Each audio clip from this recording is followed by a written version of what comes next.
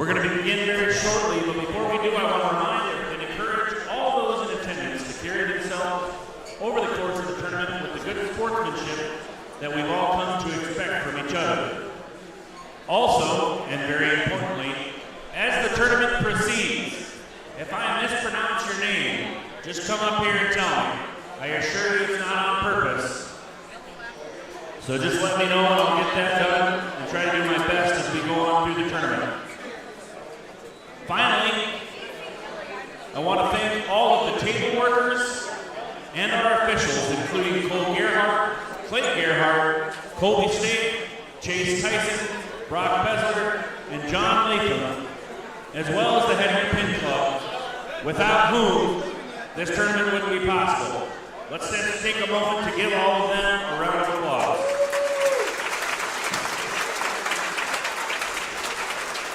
I also want to take this opportunity to thank our tournament sponsors, including Northern Bottling, Farmers Union Insurance, Slope Electric, Scranton Equity, Dakota Bank, Dakota Western Bank, and Northern Auto and Diesel. With that, ladies and gentlemen, please rise, remove your headgear, and stand for the singing of our national anthem by Hettinger's own Ellie Roosevelt.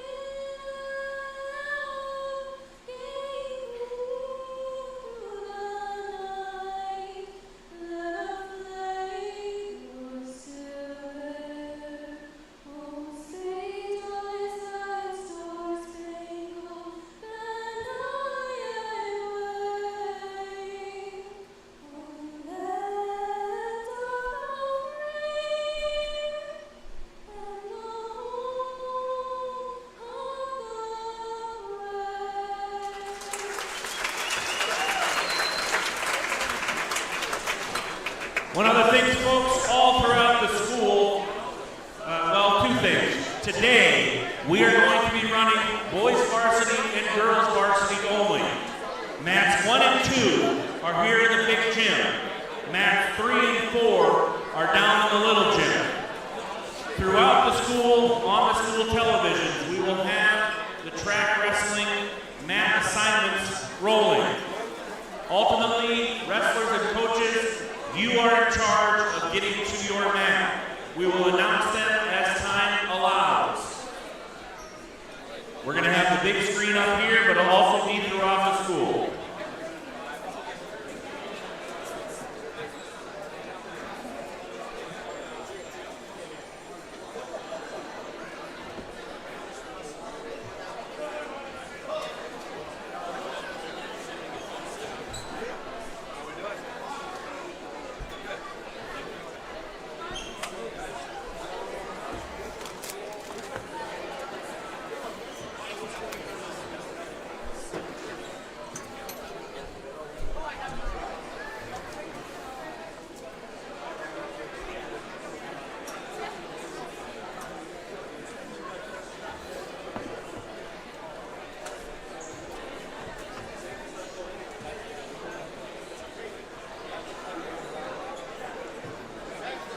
Chris Birch, if you can hear me, I need you up at the front table.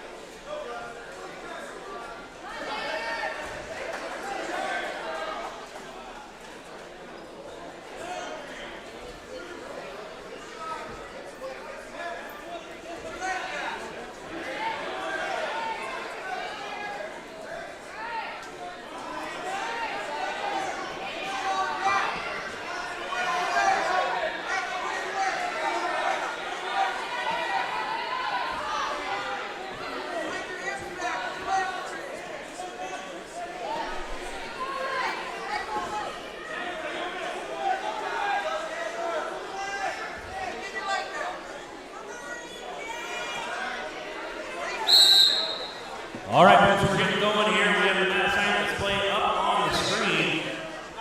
On mat one, Baldwin Sturgis, Pat Hardin County. On deck, mat one, Smith, Miles City, Humboldt, Belfouche. In the hole, mat one, Riley Hasbrook, Hettinger, Churchville, Hardin County.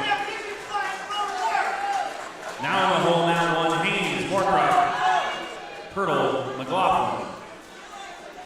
On the mat 2, Weisen, Moorcroft, Schoenbeck, Broadus. On deck, mat 2, Anderson, Lemon, Dobitz, Hettinger. In the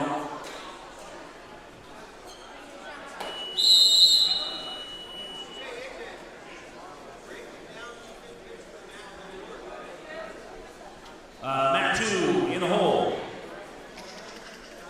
Merkel, Mount City, Price, Sturgis. In the hole +1, Humboldt, Belfouche, Jeffrey, Spearfish. Down to mat 3. On the mat, Vanderpool, Hettinger, Schwartz, Bowman. On deck, mat 3, Hughes, Moorcroft, Kerbig, Bowman. In the hole, mat 3, Natick, Sturgis, Weddle, Standing Rock. In the hole +1, mat 3, Zabrowski, Sturgis, Houston, Belfouche. On the mat 4, Hagen, Sturgis, Freebo, Miles City. On deck, mat 4, Zoller, Spearfish, Sorensen, Watford City. In the hole, mat 4, Gardner, Miles City, Mott, Watford City. And in the hole +1, Rasmussen, Watford, Zivar, Miles City.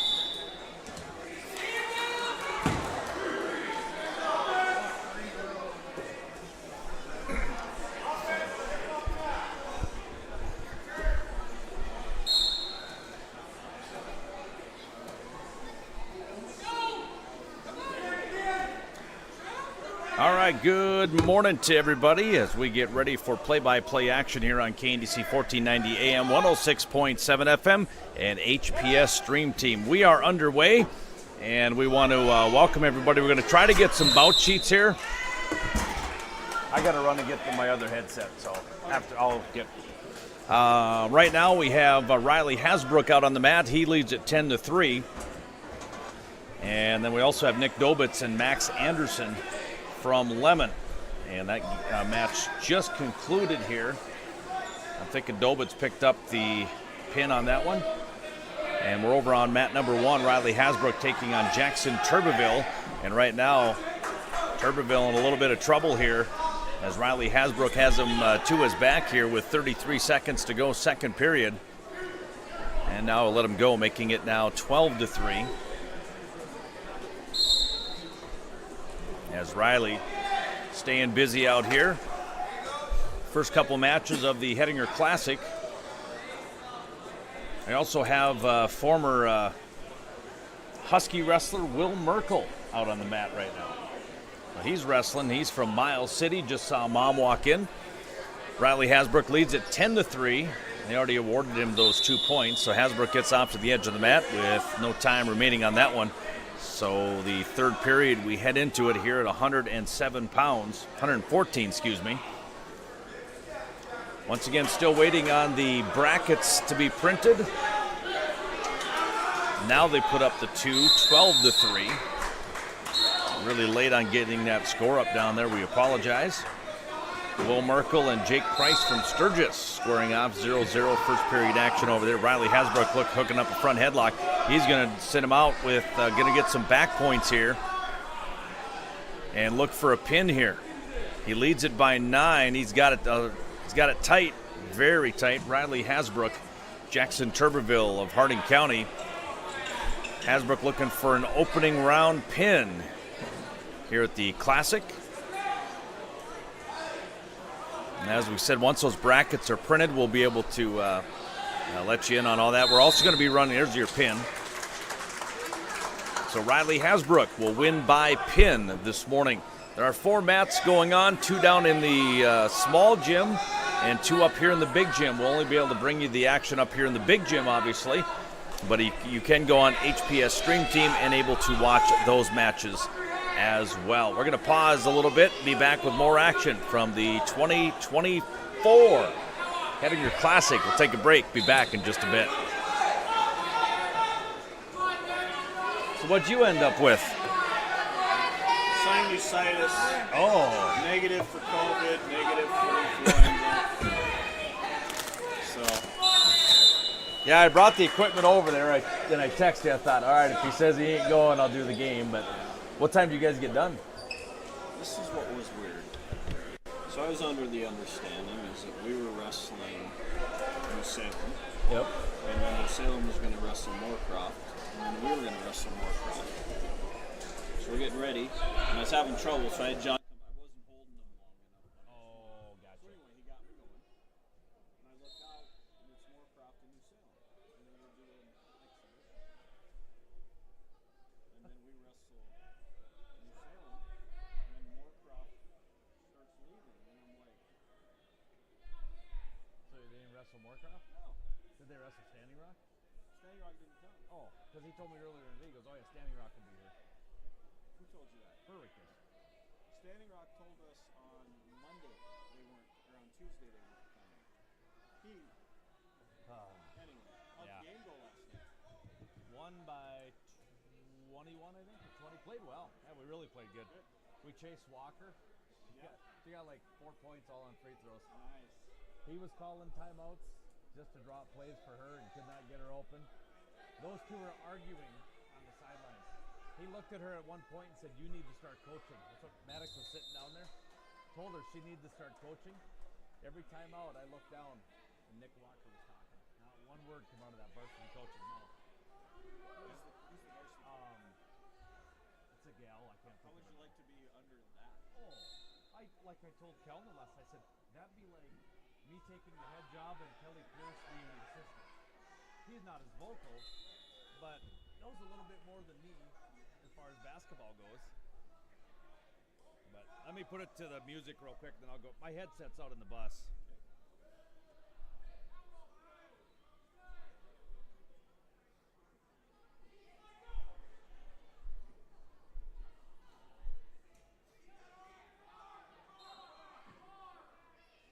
So is it on track wrestling?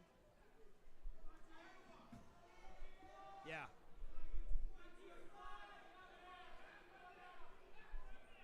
But it's... So we get up here at 11 o'clock. I go up to... He goes, all right, folks, we're going to get her. Did the national anthem. We sat there. Kohler and that other guy just took off. So 10 after, we're like... And everyone's like, let's go, let's go. And Aaron's like, everybody left. So they just started wrestling. Did you check hospitality yet? I just said, do you want this pizza? What's that? On pizza? I'm good. Out the back.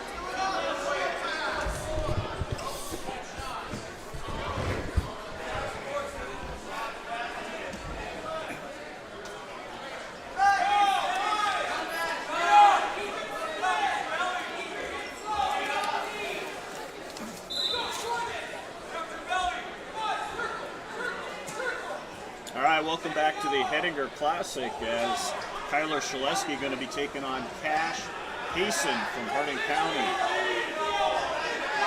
Once again, if you listened to the duel last night, Kyler had a little bit of trouble, not one, but both nostrils, and that first period took a while, so we'll see if he got that stop for today. As I say that, he comes around, picks up 2 on the takedown. So Shaleski will lead it 2-0. Once again, taking on Cash Hayson from Hardin County. 14 teams here today. Going through the rundown of teams, a lot of area. Somebody new to the tournament this year. I know Belfouche is new. There's a couple others, and then on the girls' side, I believe there's 6 or 7 teams. One all the way from Torrington, Wyoming. So I'm not sure where that's at, but that's a new team that we have on the girls' side. There you go. So, Shaleski, under 1 minute to go, leads at 2-0. Like Nolan said, unfortunately, we got 2 mats going down in the little gym. We'll try to get as many matches as we can. The luck of the draw as they come up here into the big gym. How good eyes do you have? Can you see that on? I can see Daly. I think he's going to be on mat 2, so we will have Trevor Daly coming up here momentarily. So at least we'll have these first 4 on the air. All right. The only thing worse in my eyes is my hearing, though. And There you go. What? Fourth 2 seconds to go, first period. Also, the girls are going to be going. Verdon, Olson, and Rosen will be wrestling later on. They haven't started the girls portion of the tournament yet, but I'm not sure when that'll start, but we'll have those as well. Absolutely. 3 good gals going there for the Nighthawks. Shaleski right away able to stop the first move by Hansen. Now he's going to go between the legs and try kind of what we call a little butcher. This goes right between the legs, comes across the face. Hayson, able to get back to his stomach. Still 2-0, 21 seconds to go, first period. Shaleski, a lanky 133, and a lot of times when you get up against lanky wrestlers, they like a lot of these step throughs. They like a lot of cradles. And credit Shaleski, always trying. And as I say that, the bottom man Hayson, one for Stone, always trying for something on top. Staying aggressive. Will be Hasten's choice. He's going to defer. And Shaleski looks over at Coach Orbis and he says, go down.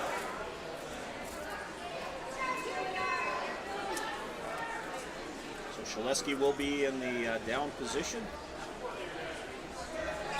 Right off the whistle, he's going to try a little bit of a switch. Now he's going to just try to, oh, he's got Hasten in troubles. He comes over the top. Shaleski going to try to hit Granby. Now Hasten going to come and do a crossface. Still no change of position. Now Shaleski in better position, and he's going to stand up, face him, and pick up his 1. So nice shot by Shaleski. He leads it now 3-0, trying a shut by. Just basically grabs the arm, tries now. Oh, nice single leg by Kyler. In for a single, comes around the back, picks up 2 on the takedown. So that now moves the score to 5-0 in favor of Shaleski. Minute 18 to go, second period. Once again, if you aren't aware, HPS Upstream, just go down into Hettinger Public School, HPS. You go on YouTube, it will have all of the mats, even in the little gym, I believe. Yes, they do. But no commentary down there. There'll be no commentary. I don't know if you'll hear anybody yelling or not, but you will see the mats down there. And up here, you can simultaneously watch HPS and listen to KNDC 1490. 42 seconds to go. Shaleski still leads at 5-0. Still working the arms. Hasten trying to get up to his base. Now Shaleski going to try to reach for that inside ankle, maybe try to set up an inside cradle. Now he's just going to step through the leg, try to force him towards his back. No change. 17 seconds to go, second period. We're going to see a lot of these brackets where there's a lot of doubling up. Oh, nice leg cradle. Oh, nice leg cradle. Picks up 2. And then Hasten, let's see what happens here. I was about to say, Nolan, a lot of these teams brought 2 per weight, which helps. So when we get into the bracketing and you go through, there's a lot of Sturgis Brown, Belfouche, Moorcroft especially.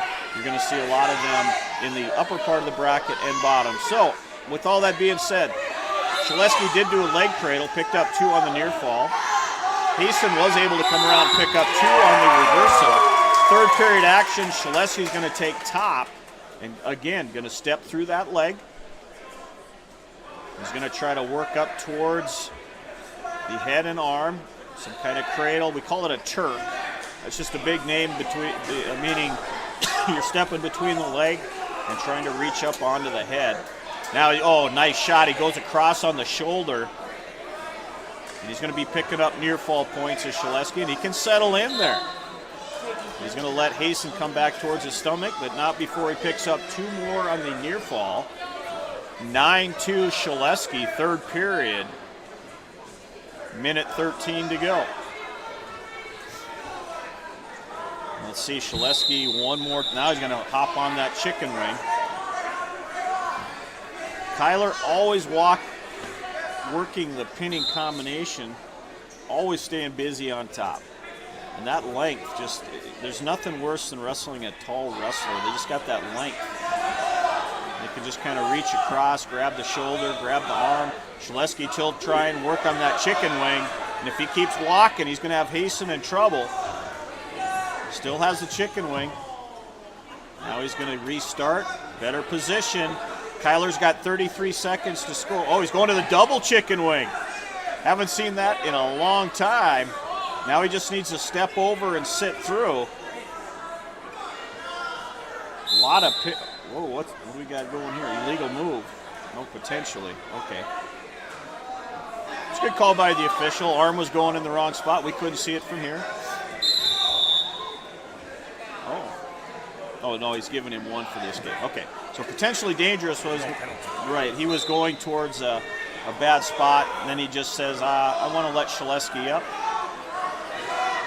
So 9-3, now Shaleski going to shoot in on a double leg. Yeah, it was kind of one of those defensive pins, but then you got to, oh, he's got him again. Let's see, oh, and then Hasten comes around on top. So we just about had a defensive pin there. And with all that being said, Hasten does come back through, pick up 2. Score's going to end 9-5, Shaleski.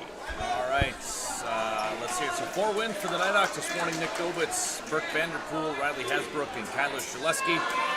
Cyrus Roseland and Trevor Daly. They'll be on the way here momentarily, so we'll hear from our sports sponsors and be back with more on KNDC and HPS Stream Team back in just a bit. Where's Siemens at? What's that?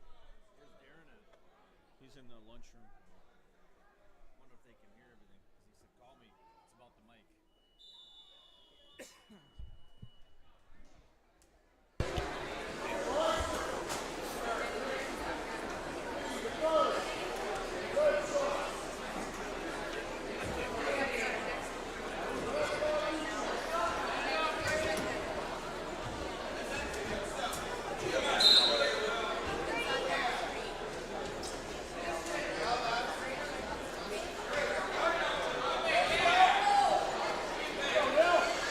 Quick announcement, folks. The Hettinger Pin Club is holding a raffle this weekend. Tickets can be purchased for $10 per ticket at the front table, the table in the hallway, in other words. We have for prizes a $150 Runnings gift card, a $300 Amazon gift card, an Apple Watch, an Apple iPad, and our grand prize is a 2024 North Dakota State Wrestling Tournament package, including 2 tickets, hotel, and gas card. Or, if you're from out of state, we are offering a $500 cash prize instead. So again, we're selling those raffle tickets out there. We're going to have our drawing tomorrow, right before the finals. You can purchase those for $10 a piece at the front ticket table. I will warn y'all, We only have a few left, so we're going to get them now.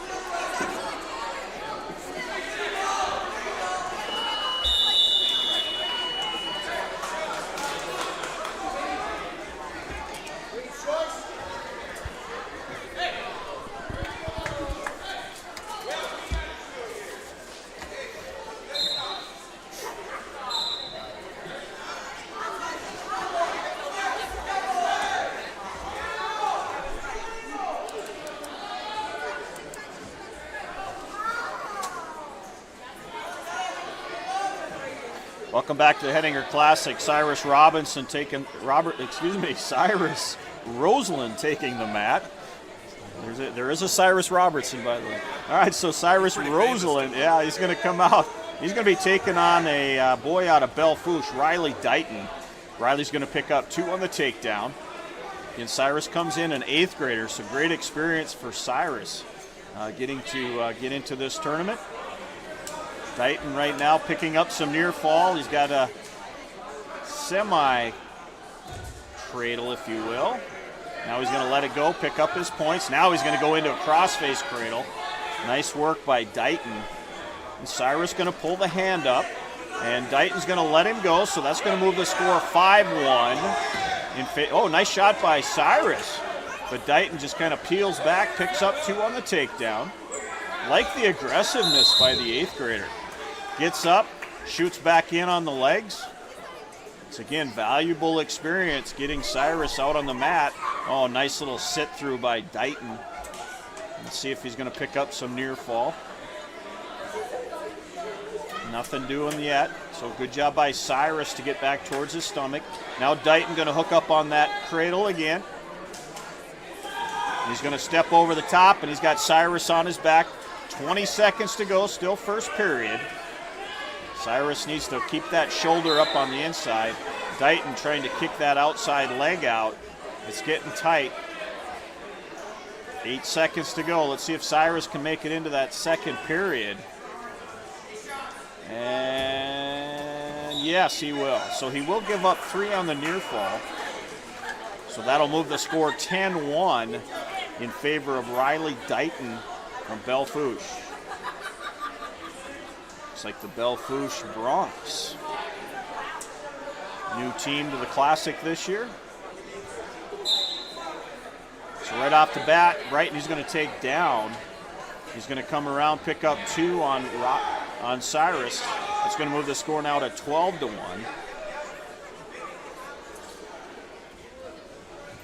Now Dighton going to again try to bring that arm back. Cyrus trying to pull it back. Going to hook underneath the arm, come around, try a half, nothing doing. Now Cyrus going to grab the head, but here comes that cradle one more time by Dighton. Now Cyrus going to try to come back through, tries to grab the head. Yeah, that's tight right there, Nolan. That's tight right there. Credit Cyrus coming out, giving up a good fight here by the 8th grader. This is a good wrestler, this Dighton, at 139 pounds for Belle-Fourche. Cyrus still keeping that inside shoulder up. He's going to give up 3. No, Dighton still has, trying to catch the head. Dighton get a little bit careless with that. 15-1. Now he's going to come across, do what we call a cement mixer, but off the mat we go. Cole Gerhardt is our official. Got a lot of people remember the New Salem boys. We got Cole and Clay here today. So we want to thank them. Colby Stakes around here. A couple other guys. We'll get you their names. A lot of work being put in. Now we're going to have a takedown by Dighton. That will be a tech fall. So 46 seconds left in the second period. Dighton wins by tech fall over Cyrus Roseland. Coming in at 139. Looks like we're going to jump to 160 here. Right All right. We're still waiting on Trevor Daly unless he went down in the other room. I'll check.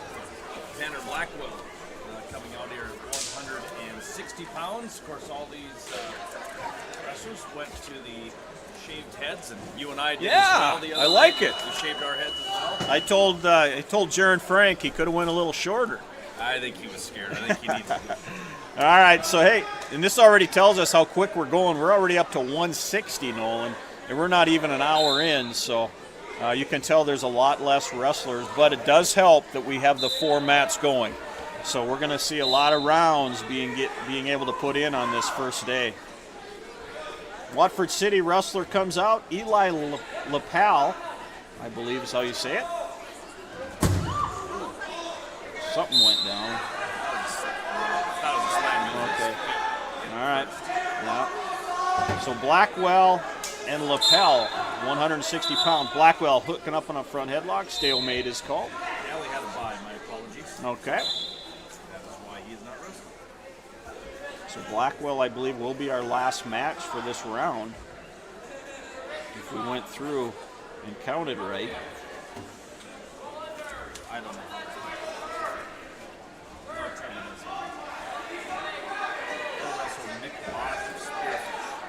So if he's not up here, oh, he is right over here, up against the mat. All right, so Lapel going to come in. He's got a front headlock hooked up. Blackwell needs to keep coming through. Oh, Lapel catches him, and Blackwell's in trouble. He's got 45 seconds. He's got to keep this shoulder up, and I thought Tanner was going to be able to roll through, but just enough length by Lapel to catch Blackwell on his back. So he's going to give up 2 on the takedown. And he's going to give up at least 4, I believe, on the near fall. We'll have to make sure of that. I think if it's a 5 count now, Nolan, it's 4 instead of 3, but the rules change, just like the weight classes, guys. If you remember, last year was 103. Now we've changed all of that up to 107, so we'll get used to it as the course of the day. Blackwell still fighting off his back, but he's going to give up, let's see here. When play Cole Gerhardt, there it is, it's 3. All right, so maybe 4 is college. Maybe that's what I'm thinking of. So 5-0, Blackwell's going to be down. Lapel's going to defer. And Tanner says, I want both up. Daly is underway over here against Mickey Bosch. Spearfish, that one just underway, 0-0, 10 seconds. All right, back over to Blackwell, second period. He trails at 5-0.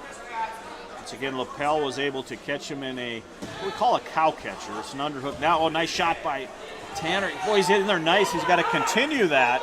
Lapel grabs the arm. Nice shot by Tanner. He's got to do that again. And right when he gets in on that single leg, try to come around or pick that leg up, because Lapel's just kind of waiting for him. Daly still trails at 4-0 over on the other mat. Oh, now Blackwell's going to pick up 2 on the takedown. So now he trails at 5-2. 1:19 to go, second period. Daly still trails at 4-0 after they go off the edge of the mat. 58 seconds to go, first period on that mat. Back over to Blackwell. Lapel going to do a Granby. And he's got Blackwell's leg. He's got to reach for that arm and hang on. Tanner doesn't want to give up a reversal, and as I say that, he does. And then Lapel goes right into a chicken wing. 7-2, Lapel. Watford City leading Blackwell. Daly still trails 4-0. 50 seconds to go, first period on that mat. Back over here, 42 seconds to go, second period. Now Lapel, second time we've seen it. Double chicken wing. 2 times in about 10 minutes. Now if Lapel sits through, he's going to have Tanner in a whole bunch of trouble. Tanner, I don't know if you could roll that way.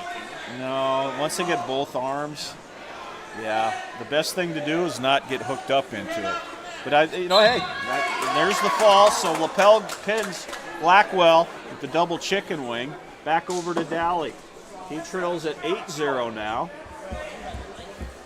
End of the first period.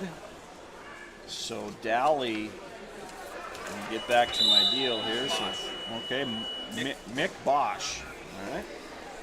Bosch out of Spearfish. I like the uniforms of Spearfish. Those are nice. Kind of got a camel look to it. And they are the Spartans? Spartans, yes they are. All right, so here we go. Second period action. Dally's going to be on top. He trails at 8-0.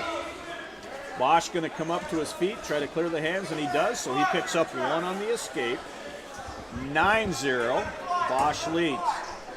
Dally in on a single leg. Oh, he stopped there. He's in nice. He's got to continue on. But Bosch going to come around and pick up 2 on the takedown.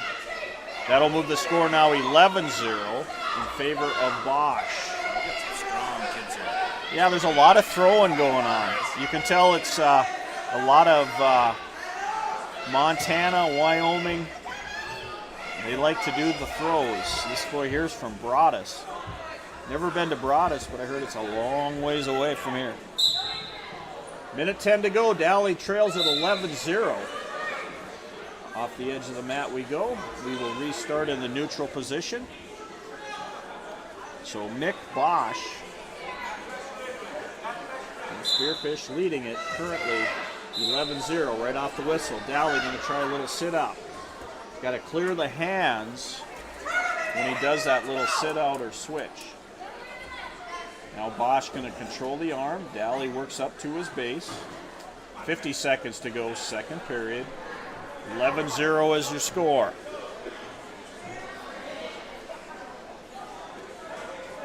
Now Bosch going to try to throw in a half Nelson. Dally trying to set up some kind of roll. He's got Bosch in trouble if he can step over. Oh, right near the edge of the mat. Nice shot by Dally. But unfortunately, went right off the edge of the mat. If he could have cleared the hips a little bit quicker, we might have saw a escape, if not a reversal. 29 seconds to go, second period. Dally does the same move. Now Bosch going to throw in the legs. Now Dally, if he can try to reach back and grab the head from that position, he would be in a good spot. That's what Coach Anderson's telling him. He said, kind of scoot the hips. A lot of times from the bottom, you say, don't grab the head. This is one of the situations where if he could have grabbed that and kind of slid off to the side, he might have picked up some points, but that's the way the second period is going to end, 11-0. Kildare went to the Rotary. Oh, okay. Yep, Kildare went to the Rotary. New Salem decided that they were going to come down last night, take the weekend off. And then Take the weekend off? I think that's what they said. And then Glendive, Coach Henderson decided to go over west a little bit and see a little bit more of some of the Montana teams. So Well, you never used to hear taking the weekend off. That's what they said. All right, so here we go, third period action. Dally going to give up 2 on the reversal as Bosch chose down. Score now to 13-0. Once again, a tech fall is 15 points or more. BC must be, Bowman County, right? So they're not the Buckadogs anymore? Okay, I can't lie to you. That sounds better than Buckadog to me. You might have had a school board vote. Good wrestlers for the Bowman Beach group. I know there's the Knoll boys, a couple others that jump out for Bowman County. So And their boys and girls basketball teams aren't bad either. not bad. Not bad. I'm predicting that the Bowman boys don't get beat this year. Really? Have you seen them play? I've seen on TV. Yeah, they. Something. I mean, they were impressive last year. Yeah. They can do it all. They I was just talking to my grandson. They have a tournament this weekend. I said, maybe our goal this weekend would be play a little defense. Try a little defense, but they do it all. They don't have just shooters. They got some guys that can play some defense too. All right, 13-1 as Dally picks up 1, shoots in on a single leg, and he's in again if he can just lift that leg. Your daughter plays defense, right? Yep. Okay, good. 13-1, 33 seconds to go. Bosch going to come around, pick up 2, it looks like. Nighthawk girls did last night. Good. Yeah, nice win over the Killdeer Cowboys. Class A. Exactly. You know, that Class A, Class B. I'm glad they're still playing us. There was a lot of talk where some of these teams, now that they're up a division, didn't want to play. So this shows you still can compete. Dally going to pick up one on the escape. 15-2 is your score. And that's the way it looks like it's going to end. So Dalley's going to go down to Mick Bosch from Spearfish by a score of 15-2. All right, so that wraps up our first round. It doesn't look like the girls are Girls, going anytime just a soon. reminder, Oh, the girls' round 1 will be immediately following the end of boys' round 1. Okay, so at the end of boys round 1, they will be starting girls. And we are getting close to the end of the boys round, only an hour All and 5 the minutes girls' in. matches okay, for sounds round good. Let's take a 1 break. We'll send will it be back to the on studios. matches 1 and 2. From the Classic 2024. Boys round 2 will begin in the little gym on mats Starting to 3 snow. and 4. Or is that When the just, girls that's probably round just 1 frost. is No, over, it's not we will frost off. transition From the matches probably. I'm gonna go up hospitality. to all 4 mats. See what the hospitality room is? But we're rolling right into boys round 2 down in the little gym, and girls round 1 up in the big gym.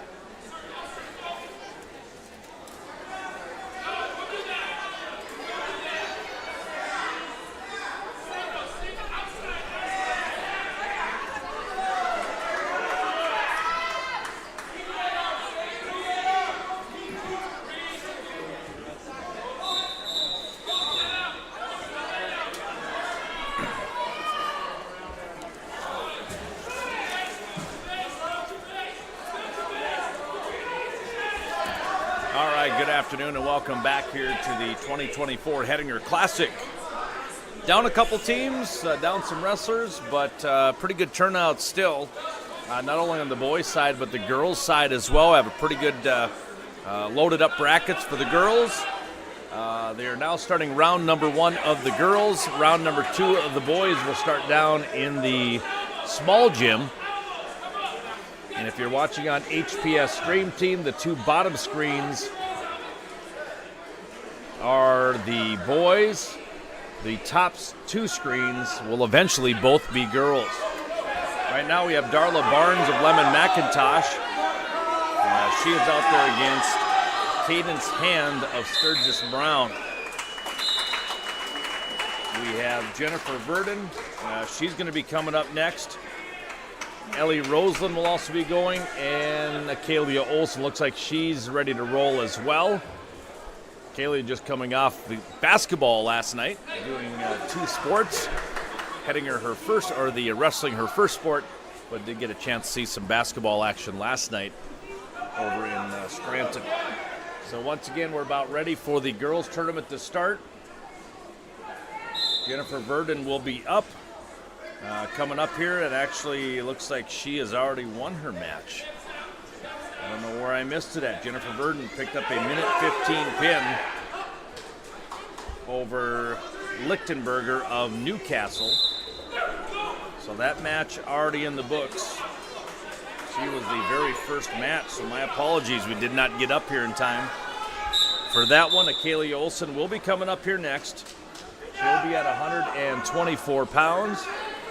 And it does not look like Ellie Rosen will have a match this first round. She's walking around with a backpack on. Well, now she took that off and she's about ready to go. So, hear from our sponsors. We'll take a break. Be back in just a bit with more wrestling action from the 2024 Hettinger Classic. Hear from our sponsors and be back.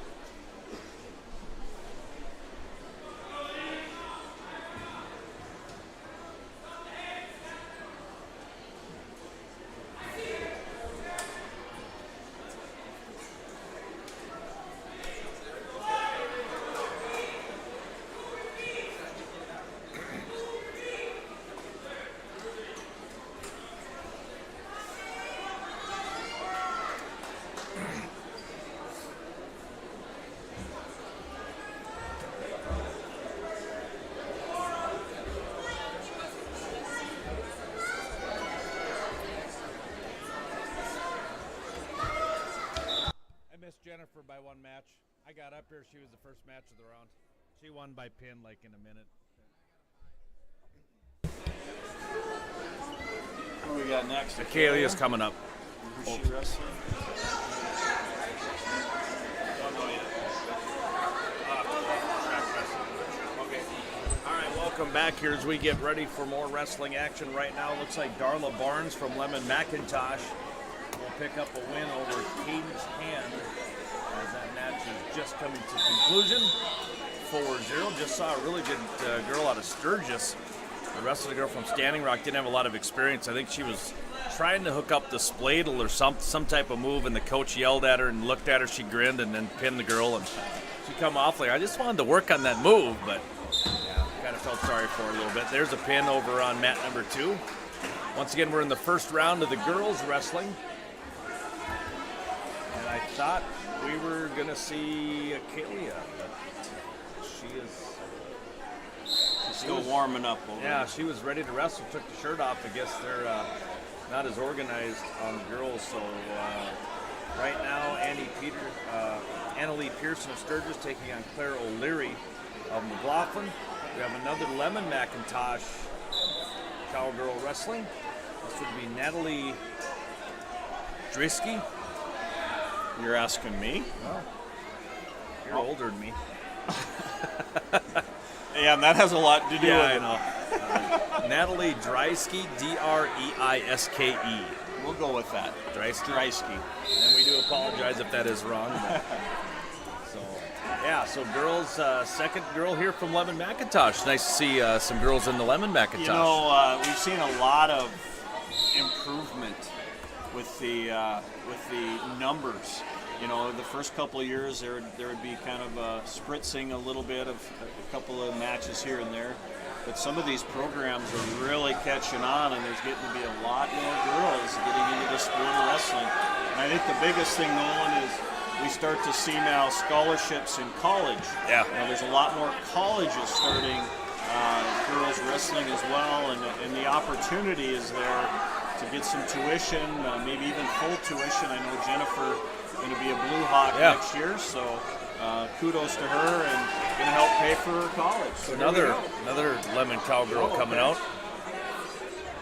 I know there's a Barnes girl that I've been hearing about from Lemon. Yep, she just won 4-0 over here. Okay. This is out here is Quinn Butler and Courtney Matthews of Newcastle. So those two are squaring off. And Kaylee Olson will be coming up next. She looks like she's ready to wrestle. Getting pacing. Saw that headlock coming there. Gal from must be That's Newcastle, right? Yeah. Newcastle. Courtney Matthews of Newcastle. Okay. And Quinn Butler of Lemon McIntosh. That's like a strong girl too. You see Ellie Roseland and Jennifer Verdon and Akalia, very strong girls. And Absolutely. it's kind of in comparison, and that Barnes girl also very strong. And there's your pin by Quinn Butler of Lemon McIntosh. Quick pin, first period pin. Mat number 2 is rolling along nicely. Getting pin after pin over here, and of course we're on mat number 1 here, so we got a little bit of time. Boys are down in, I got to use track wrestling for the girls, but I will quickly try to go over to the boys side of things because round 2 is taking place in the little gym. So I'll quickly go in and see if we have started any matches down there. And the cool thing down there, Nolan, is they've got monitors set up all over. They're watching the stream team. They're also going to be looking for where their match is. So again, kudos to Mr. Janikowski for helping with all that. The IT, what an endeavor. Yeah. You know, when we start looking, they even got one in the cafeterias. So we've got about 4 different areas where the kids can see when their match is, where they're at, and then it's being streamed live about 3 different places in the school as well, so people are able to watch. Looks like 107 Burke Vanderpool won by pin, 359 over Brylan Padden. At 114 we'll have Riley Hasbrook having a bye. Trevor Daly will have a bye this round as well. And that's all that they're kind of showing right now on the boys' side of thing as far as the dashboard goes. They do have two matches going. Max Anderson of Lemon leading Hayden Freebos, Miles City 8-1, and then Aiden Smith of Miles City leading Mason Hagen 8-1. That is in the boys' tournament. As we said, we will bring you as much action as we can up here. We do have Kaylee Olson coming up, and as soon as she comes out, we will find out who she wrestles, because we do not have the girls bracket. But I know we at least have 60-some girls setting up this tournament, which is kind of nice, especially with Kildare and New Salem not showing up or coming down this weekend.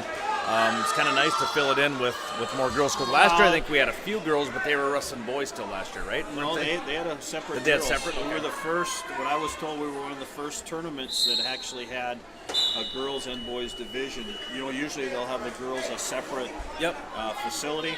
We were one of the first that intertwined them, and you know, it's going to bring another fan base. You know, you're going to bring the parents of the girls and grandparents and whomever. So you're going to be seeing a lot of different people that normally maybe would not come to the Classic. So brings more people in town.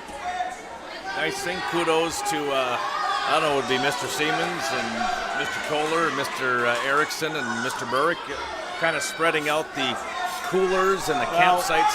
We've got a Classic committee. I know just off the top of my head, at the last meeting we had Ryan Stott, Mrs. Stott was there, Mr. Berwick, Mr. Kohler, Mrs. Erickson, Mr. Siemens, myself, and we went through and said, okay, what do we need to do? You know, and shout out to the Pin Club. They have a nice little hospitality down in the staff room. We got everything for bus drivers, coaches, and officials. So it takes a lot, but we did have that committee meeting a couple of weeks ago, and one of the biggest things was, hey, let's find a place where the wrestlers can kind of go, not take up stands, and then also you notice there's not a lot of coolers up here. So we are using the lunchroom, so people have graciously said that they'll watch, supervise, take tickets. So there's a lot of people in school today doing a lot of different jobs. And then a shout out to Jeff Anderson, who the main janitor. You talk about, he told the story last year. He was up here in the big gym emptying all the garbages, went down to the little gym, and by the time he got back up here, 45 minutes later, he had to start all over again.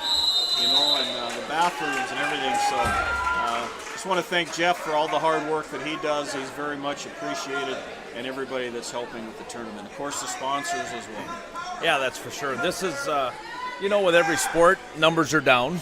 I mean, that's no. Gonna happen. Yeah, it's nothing that we're trying to sugarcoat or anything. Obviously, you switch to a 3-class system. Why do you do that? Because you have a lot of small towns now, and they're just not able to compete. Wrestling kind of the same way. The wrestling numbers are down. Girls' numbers are up. Boys' numbers are down a little bit. But you want to keep this tournament as one of the pinnacles of down here in the Southwest Zone. So teams go, you know what? Hey, we're going here. We're going to see a state champion from South Dakota. You know, in the night, yeah, exactly. I mean, we're talking, you know, we got Sturgis Brown here. They won the Mandan tournament. They were high up in the Rapids. I mean, that's a good team. Yeah. You know, and then you bring Moorcroft, one of the best teams in Wyoming. And then, of course, the next couple of weeks, you're going to see us going to Miles City, going to Moorcroft. So that's one of the things that you're right, Nolan. It's kind of tradition. You know, we used to have the old Christmas tournament. You guys tried to bring that back in basketball this year, but you know, it was one of those. It was like the 30th annual. Yeah. And then teams started to say, well, these are still the teams we play regular season. They went to other tournaments, and unfortunately, we lost that holiday tournament. Yeah. But now this is kind of a tournament that we know right after Christmas. Hey, we're going to Hettinger. Yeah. So. Well, I know the girls basketball team went to BSC. Got to play a game in BSC. Played center, and I think they ended up having 6 or 7 games each day on that Thursday, Friday, and we were kind of an add-in at the end, so we only got the one game. But they're talking about doing a 3-dayer next year. So I even told Coach Pierce, I'm like, man, it'd be nice if the Nighthawk boys and girls could get 3 games up in the Bismarck-Manda at BSC. I mean, nice little confines. I mean, it's nothing huge, it's nothing small, and it's a nice floor. It's a nice atmosphere. Well, and you're seeing teams you don't usually see. Exactly. I mean, that's exactly what you want to do. I think it's perfect time for those teams to see your region rivals instead of traveling all the way to Garrison, all the way to Washburn. Hey, let's meet in Bismarck and play 3 games. What the heck? Well, they've done that in football. The last couple of years, they've gone up to Mandan. Yep. And play up at Starion Complex. So that's something also that other sports are kind of doing the same thing. All right, with that, still waiting on, looks like Kaylee Olsen's going to come out here now. Yes, she is. So we will let you know who she is wrestling. Looks like she has a girl from Sturgis, possibly. Little height advantage for Akalia. Just a little bit. And we don't know grades or anything on these. I don't believe they say it on the. I could probably click on them once they come on to the track wrestling, but we'll see. All right, so Kaylee Olsen and looks like Jacobs. Nice thing, they got the name on the back of the singlet. Look at you, lucky. So Jacobs and Olsen going out at 124.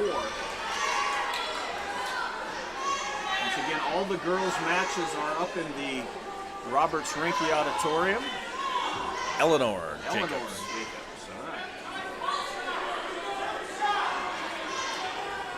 Both girls tying up right now. Kaylee looking for that wrist. Nice little single leg by Olsen. She's going to come around the corner and pick up 2. So Kaylee picks up the first 2. Nice shot by her. Dropped down on a single, came around. Now she's looking for power half. Basically, you push down the head, and then you grab your wrist, and you try to just drive them on over. Now, Kaylee is getting off to the side. Jacobs turning her head. Nice job by Jacobs getting out of that. Kaylee is still working diligently on that half Nelson. Right near the end. Now she pulls her back on. Getting close. Kaylee staying with that half. 2-0 is your score, 47 seconds to go, first period.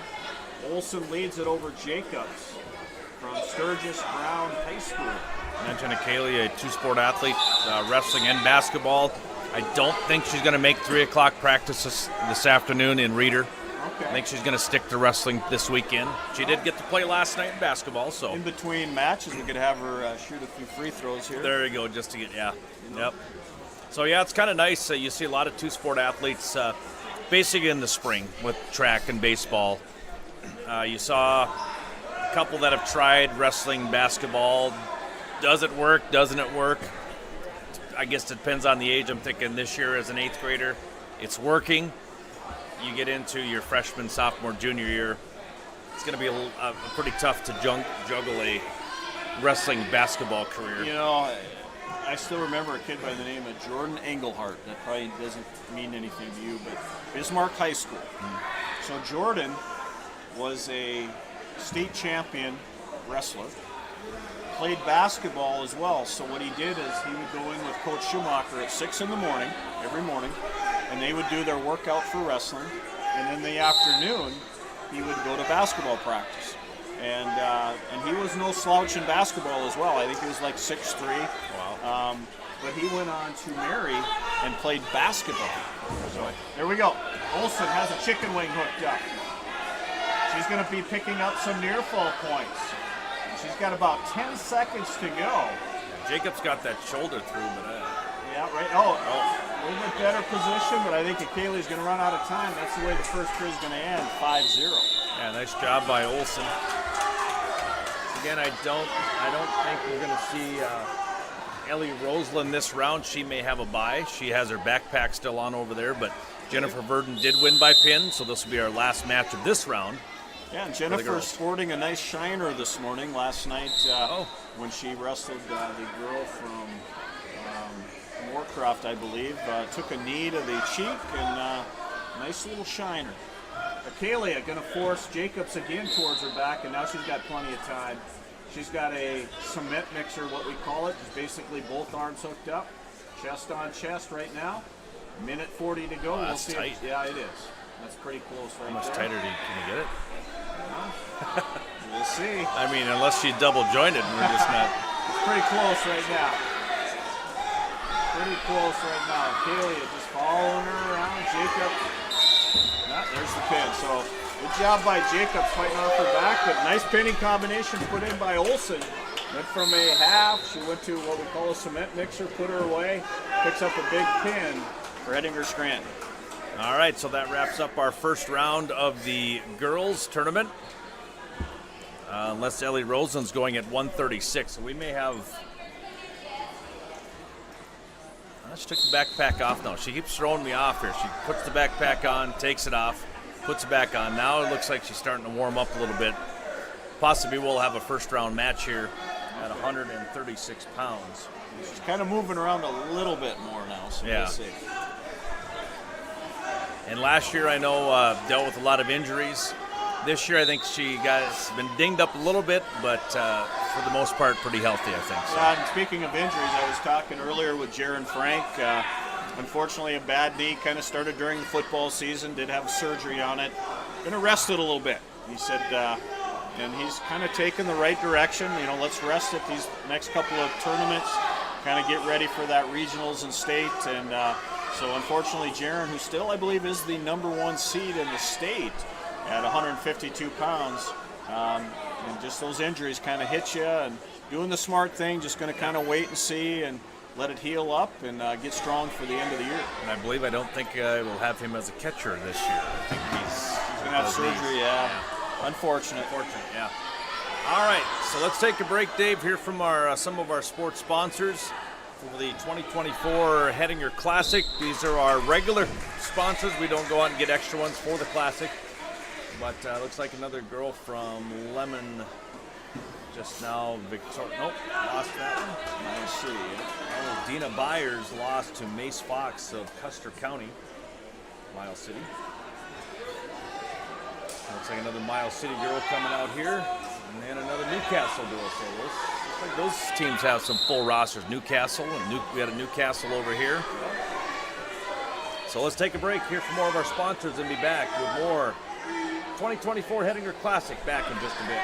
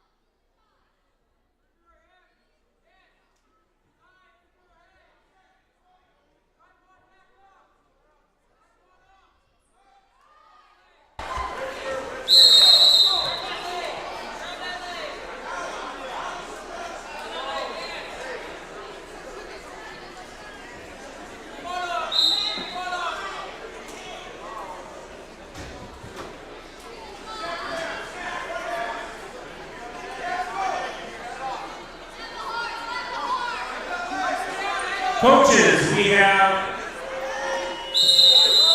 weigh-in sheets and brackets for boys and girls up at the head table. Weigh-in sheets and brackets up at the head table.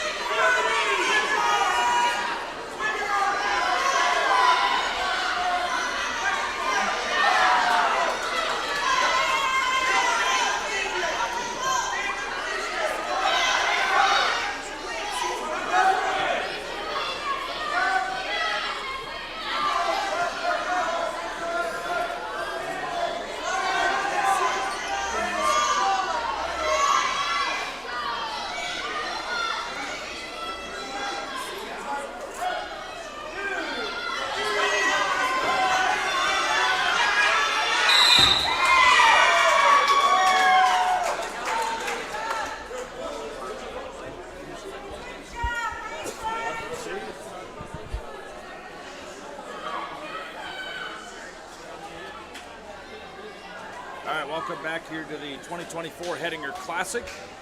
Looks like our final match of this round for the girls will be Ellie Roseland.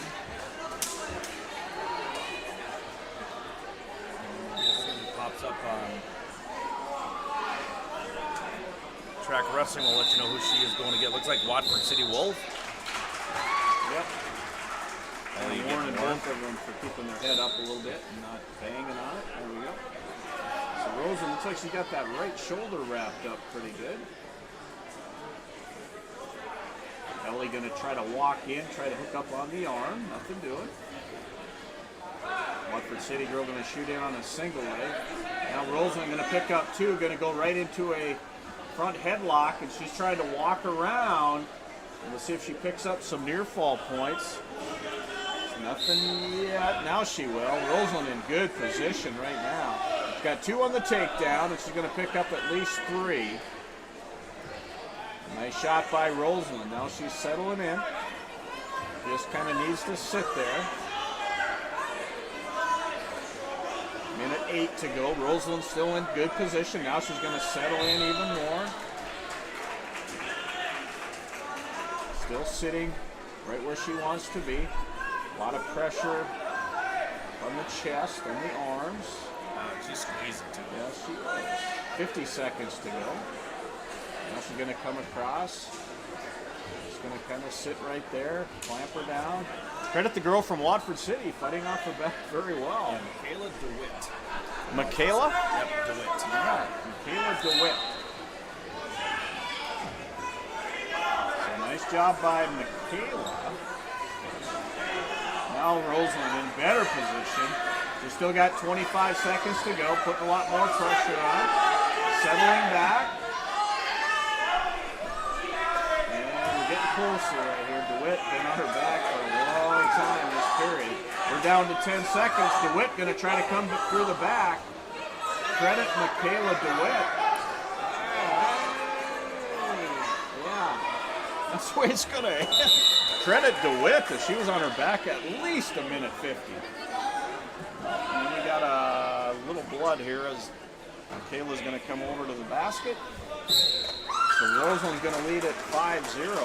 Nice job by DeWitt, fighting off of her back. A lot of pressure there.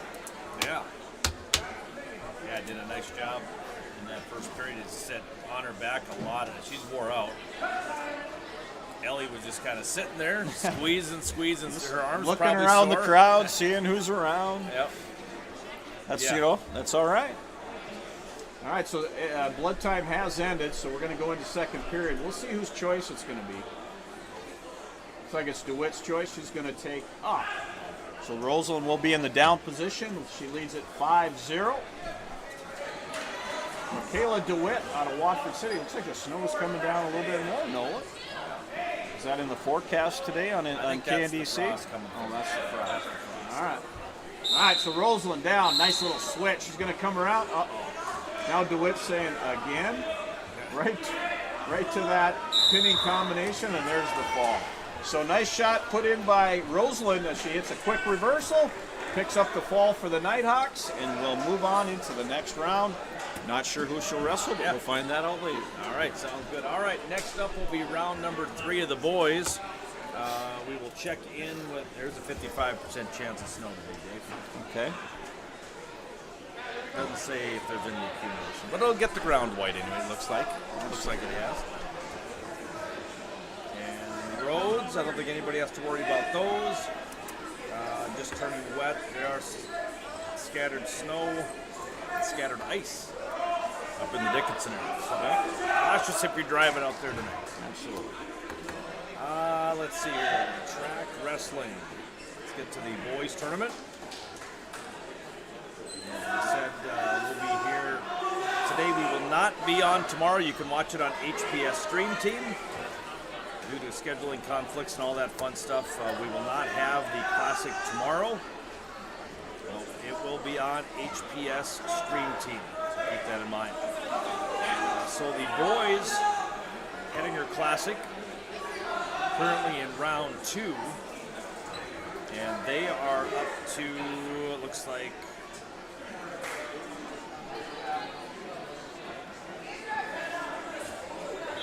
kind of hard to tell. 121. Okay, so a little bit slower down in there. And unless they went in, well, I don't know if they would have went the higher weights first. That wouldn't make sense because you got to give them that 45 minutes in between matches. So. Yeah. So we still have, I know there's a couple buys coming up. Shaleski, Rosen, Daly, and Blackwell. Some of them have buys, but we'll be back for round 3 up here.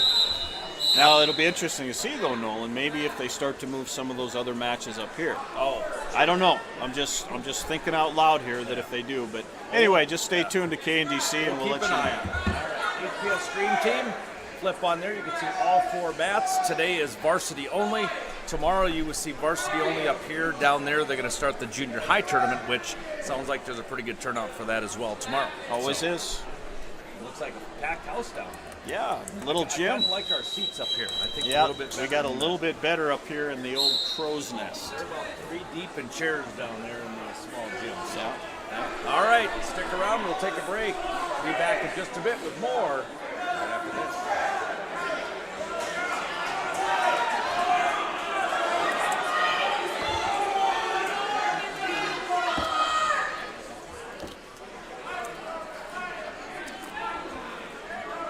So just to get it back, 0-1. you'll do pound 0001, and then you're good to go. Then hit 01 for intro.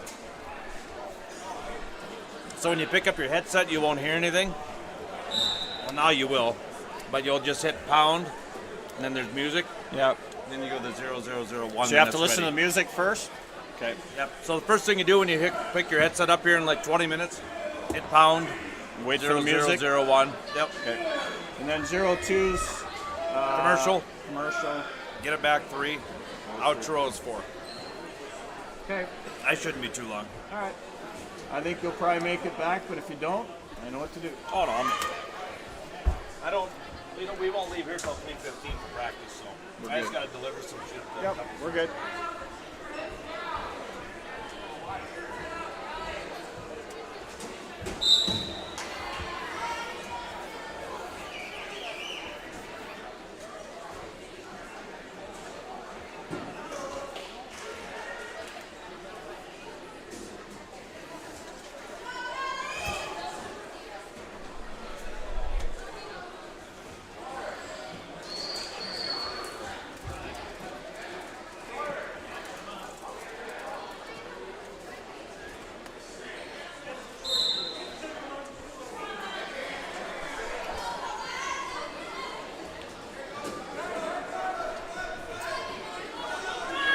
Hey folks, we got a wallet up at the head table. We've got a brown wallet up at the head table. You're going to need to identify what's in it for me to turn it over. But there's a brown wallet with a money clip on the side at the head table.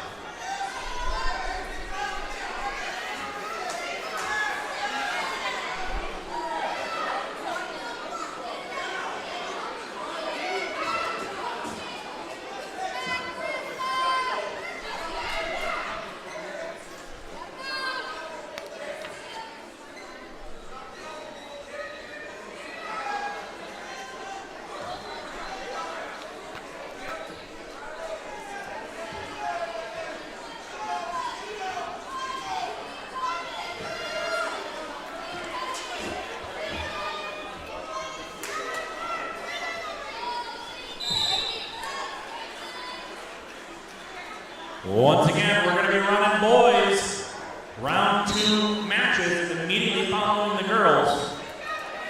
So on mat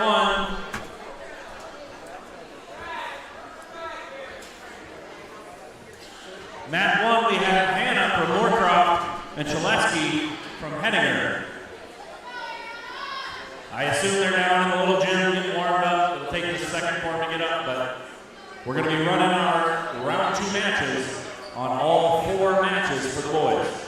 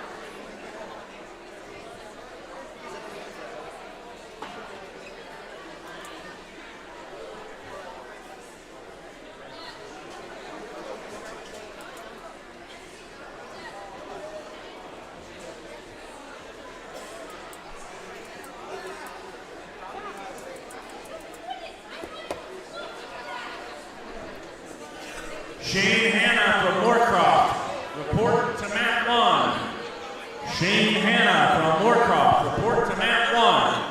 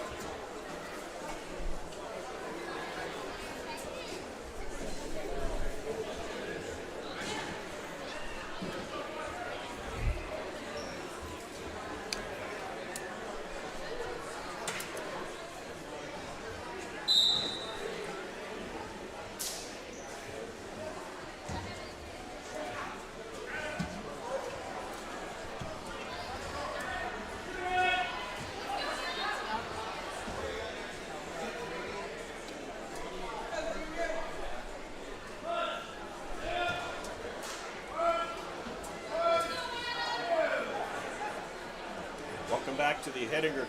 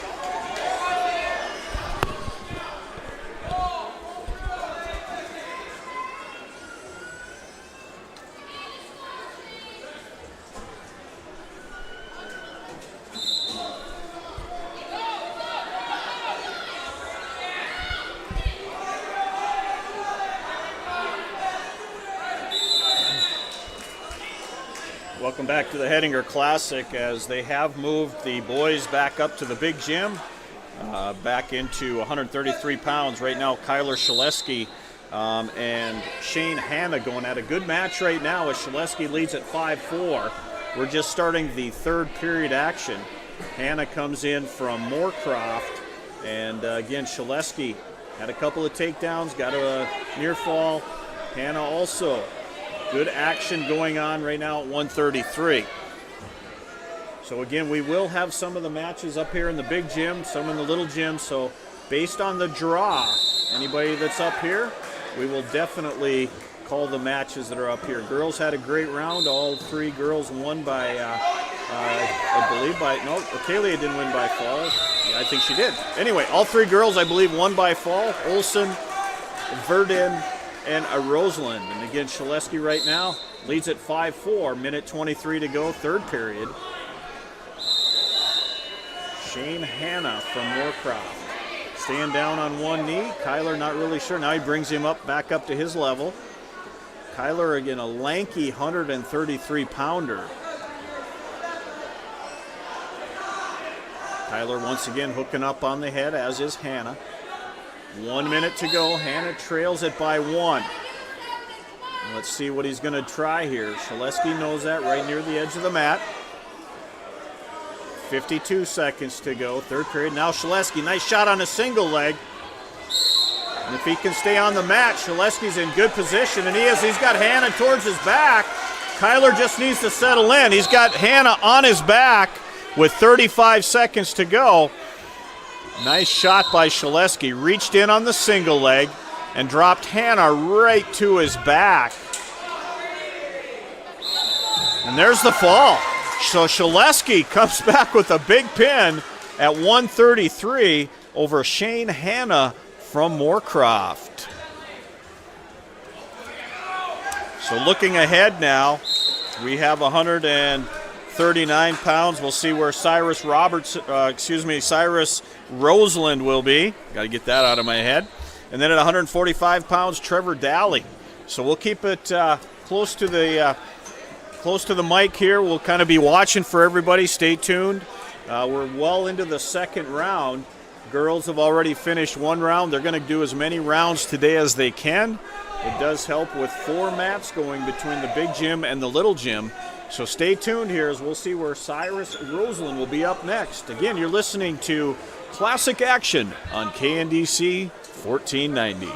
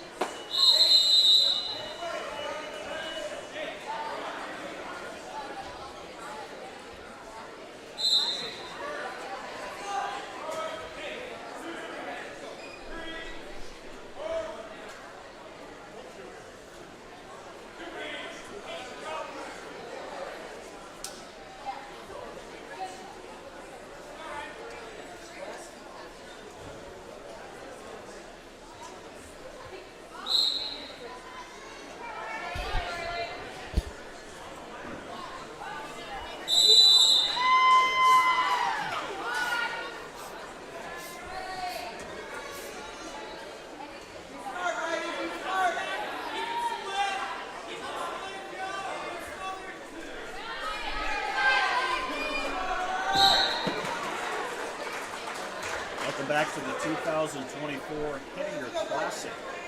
Cyrus Roseland going to be taking on Braden Terry from Moorcroft.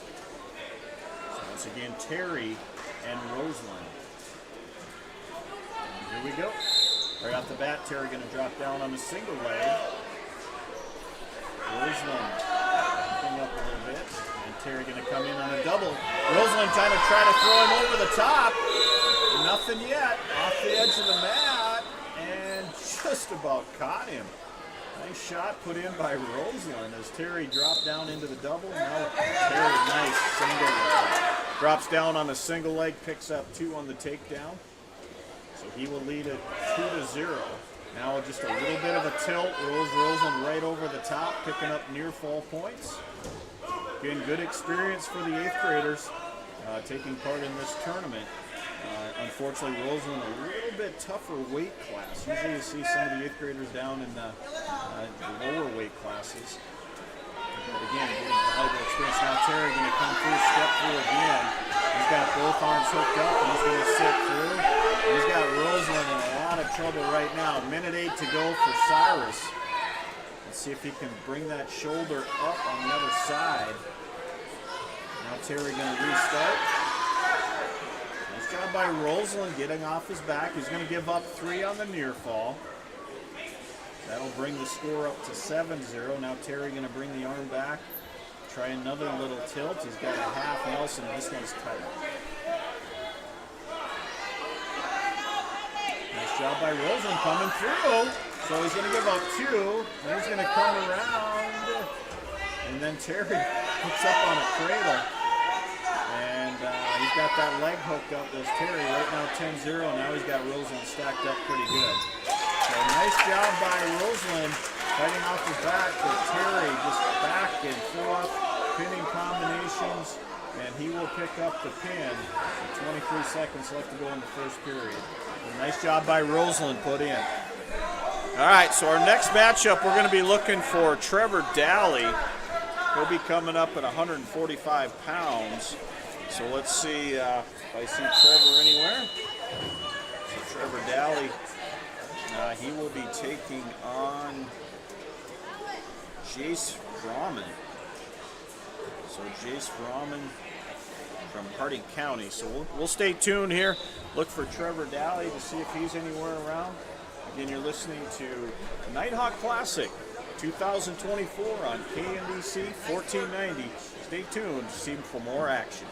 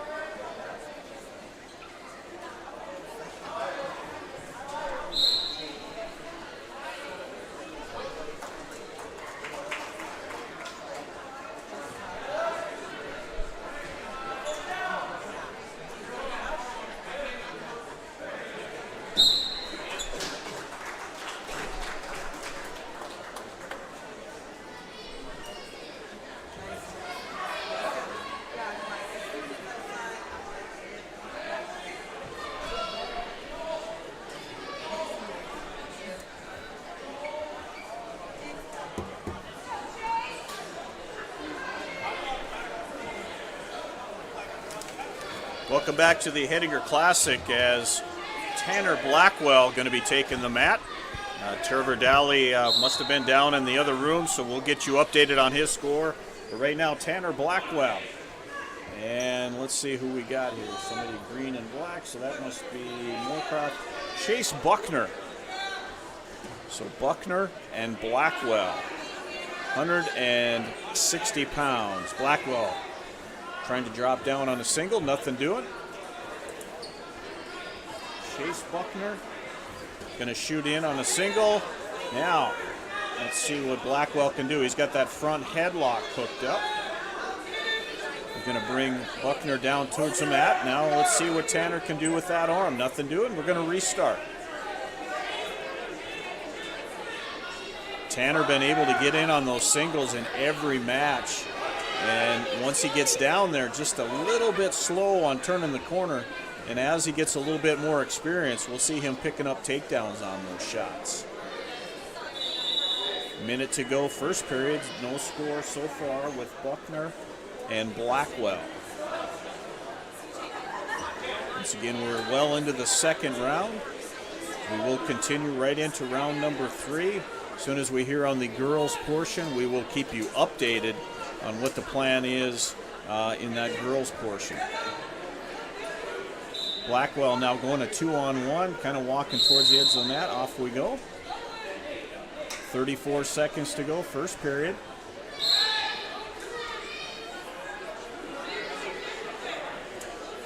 Both guys again kind of just reaching for the, now Buckner going to do a 2-on-1. He's going to try to drag Blackwell. Blackwell going to catch him. Oh, just about turns it.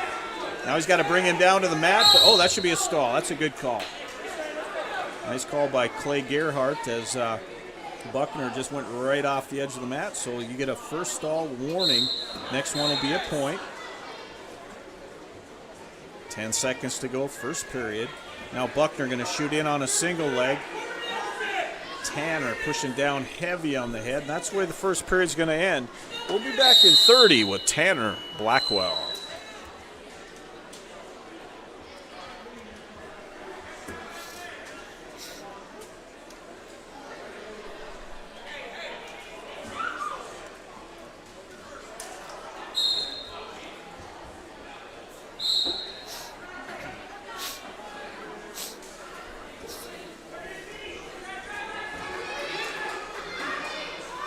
Welcome back to second period action. Blackwell going to take top. He's going to chin drop Buckner. Let's see if he picks up some near fall points. No points yet. Now Buckner going to come around the back. So there's 2 reversal for Buckner. Now he's going to do a stack. Try a stack. Nothing doing. There we go. Now Blackwell up towards his feet. Tries a little switch near the end. And now he's got to keep his feet in. Blackwell's got to keep his feet in. If he does, he's going to pick up a reversal. There we go. Off the mat, we're going to get one or, let's see here. No, off the mat we go, so no change of position. Two should be 2-2. No, 2-0, that's right. It was 0-0 at the end of the first period. So Blackwell will be down in position and on the scoreboard. Now Blackwell up to his feet. There we go. Trying to clear it. Now he comes back down to his base. Trying some kind of fireman's kind of here. Let's see what he can do. He's got to get his head up and score. Tanner's been in a lot of positions to score. He's got to get his one for an escape and then restart, because he's allowing Buckner to come back through and control the head and arms. Now we got to get back and just score. There we go. Now face him. There's your one. So Blackwell gets on the board now, 2-1, 34 seconds to go, second period. Blackwell needs to put the pressure on. Buckner right now tired. There we go. Now he's got to finish. Blackwell in on the leg. He needs to turn the corner and grab the hip. 21 seconds to go, second period. Unfortunately, we're going to see a stalemate if he doesn't try to turn the corner. There's 2. Nice shot. Now he had him headed towards his back. He needs to grab that arm. So nice job by Blackwell. He takes the lead now, 3-2.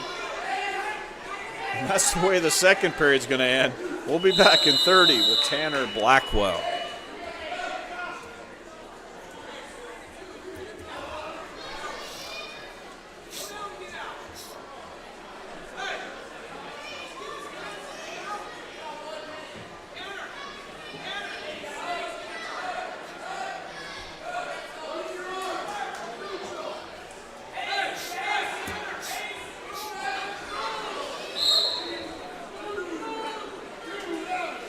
Welcome back to the 2024 Classic. Blackwell's going to choose down. Buckner says, nah, let's let him go. So that'll move it now 4-2. Now Buckner going to shoot in on a leg. Blackwell in good position if he can keep his hip back and circle around. There we go. Now Buckner going to hang on to that leg. Blackwell needs to clear the leg and come around the back, and he'll score. And he'll also have him towards his back. There we go. Blackwell has two. He has two right now. No near fall point. Oh, he gave him near fall. All right, so near fall points there. And now let's see. Buckner picks up one, and now he takes Blackwell down towards his back. So Buckner changes the table, gets a takedown, and has Blackwell on his back. And right now we sit 6-5 off the mat. Buckner picks up 3, 8-6. 1:04 to go. Blackwell trails it. Gave up the one and then got caught in what we call a little cow catcher. Blackwell is going to be let go here by Buckner, so now it's going to be 8-8, I believe. No, 8-7, that's correct. So Buckner still in control, 8-7, minute 3 to go, third period. Buckner has been warned for stalling. Blackwell needs to keep the pressure on. Keep shooting those low singles. There we go, little shuck by. Right near the edge of the mat. Okay, now he's got to do that in the middle of the mat. We're going to restart, 47 seconds to go, third period. Chase Buckner leads at 8-7 over Tanner Blackwell. Now Buckner underhooks. Blackwell drops down on a single leg. Nothing doing. Shuck by. Tanner in a little bit better position. He needs to turn the corner. There we go. Suck that leg in. Now he goes to a double. No change yet. Moving on to round 3. No change yet. Blackwell's got to get his head up. If he does, he'll score. Buckner gonna hop him over. Oh, and then Buckner comes around. And let's see what we got. Nothing yet. He's got the leg. Now if Buckner comes around, he'll score. And that's the way it's going to end. What a wild one. 8-7. Chase Buckner defeats Tanner Blackwell at 160. Great match put in by both guys. That'll do it for round number 2 for the Nighthawks. So what we'll do is we'll keep track. I think they're going to go right into round number 3. And again, we will keep track of what the girls' plan is for the next round for them. We'll keep everybody updated on what's coming up at the Hettinger Classic. Once again, you're listening to the Classic action on KNDC 1490. We'll see you back here in just a little bit from Roberts Rinke Auditorium.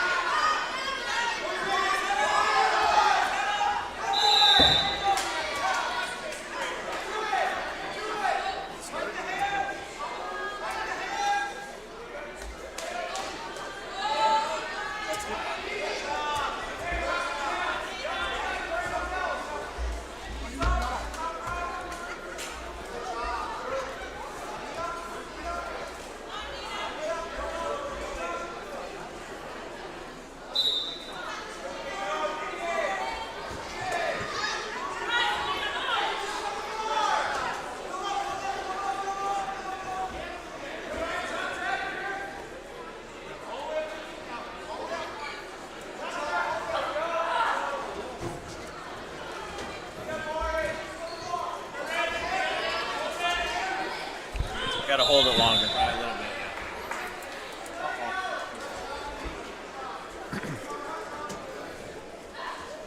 Could have stayed on this. Huh? Like this chair.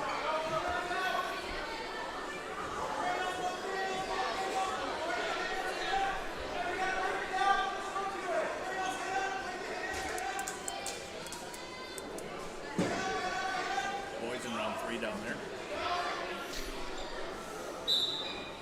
Welcome back to Wrestling Action as a Kaylee Olson taking on Dee Byers from Lemon McIntosh.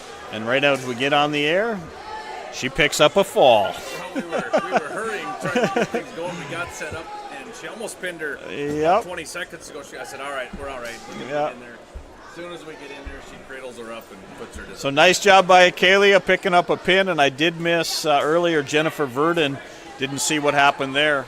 Yeah, we missed 2 of hers today. Yeah, she gets out quick, and so we can't hear, as we're on the air, we cannot hear what the announcements are, when they're going to go and whatever else. So we will get some of those matches in, but right now we are in the second round of the girls portion, and I believe they are doing the third starting right away down in the small gym, and then like they did before, then they'll work their way up to the big gym. So, way ahead of last year. I think earlier I was talking about, a little bit after like 12:30, we were barely into the first round last year. We're already 2 complete into the third, and it's only 5 after 2. So the plan was covering the Nighthawk Wrestling. You were going to stick around a little bit longer. I got to go to practice. I come back. We were going to finish it up. I was thinking 7, 8 o'clock and not have the boys game on, but I know KPOK will be doing the ball game tonight. If that is the case, we get done wrestling, I'll go down to the station. We'll take the feed from the Scranton Gymnasium as the Nighthawk boys. Going to have to be a tough one for the boys tonight. They're down Blake Larson. He's livestock judging. Nighthawks rolled out Sophia Kennedy last night. Maddox Pierce obviously out for the majority of the year. Going to be obviously in a big mismatch, but anytime you say that, there's Nighthawks.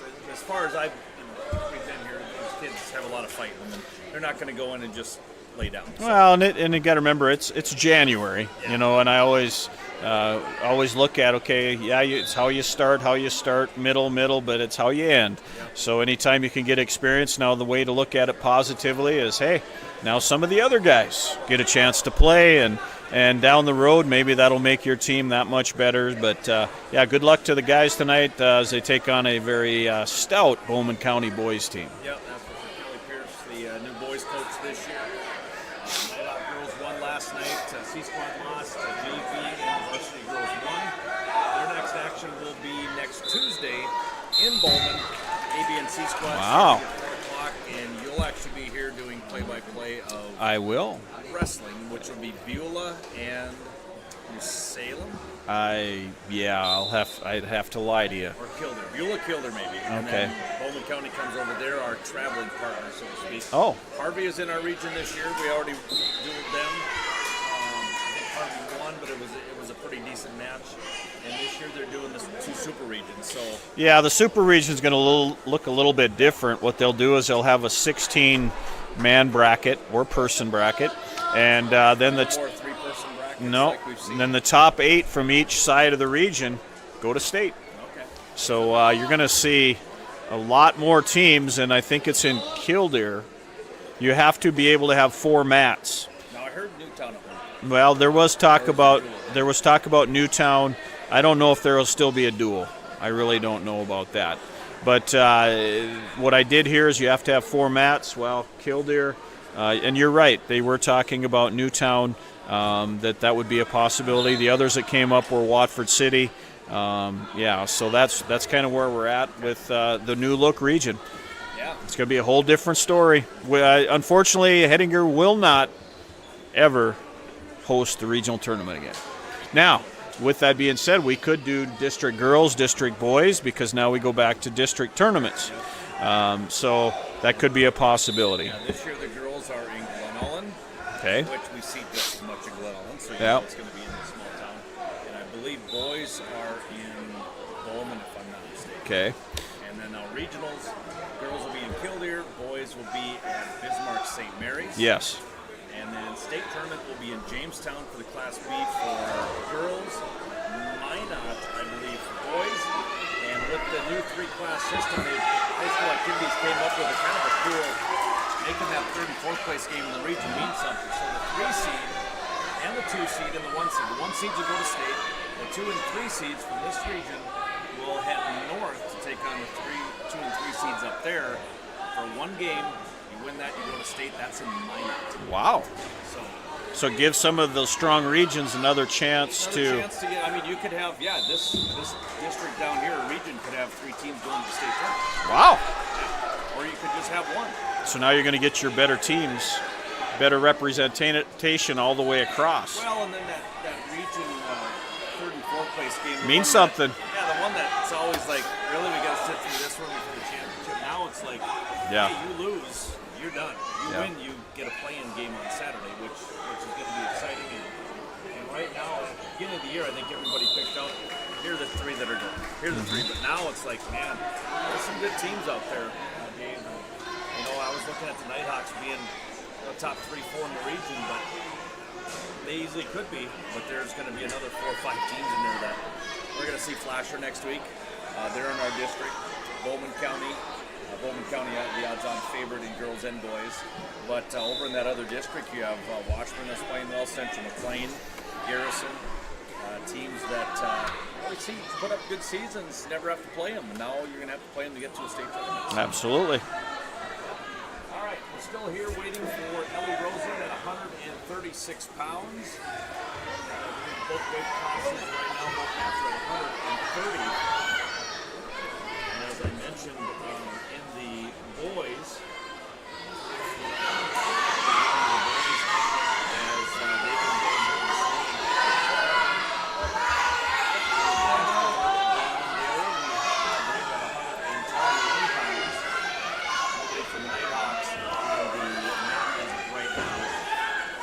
results go, we'll quickly run down the results for the Nighthawks through 2.5 rounds, or maybe 2 rounds. Nick Dobitz through 3 rounds ended up winning his first 3 matches. So Dobitz sitting at 3, no chance of getting into the semifinals. Bert Vanderpool, he is 2-1. He lost his first match. Yeah. Lost first one, won his next 2, so he is 2-1 as of right now. 1-4-2 in Rodney Hansbrook, sitting at 2-0. He has 2 wins in the bracket. Tyler Shosky currently at 2-0. He is up to the at 121. Rest of the way, Cyrus Rosen, he lost a tough one by 5 at 37. He is 0-2. Trevor Daly has a round, he'll wrestle round 3, it's round 5 by. He is 0-2. Brandon Blackwell sounded like he lost a tough one, 8-7. Yeah, it's a tough one, overtime, just about overtime. Right at the end, gave up some a takedown right at the end. JV tomorrow. Here are the JV kids wrestling tomorrow. Alberto Verding, how do you say that? Cood. Say Yep. Yeah, we just go Isaiah Cood. Okay, Brody Saab, Dan Scogan in the junior high, and Tyler Fitch in the junior high. So we're going to be actually junior high and JV tomorrow.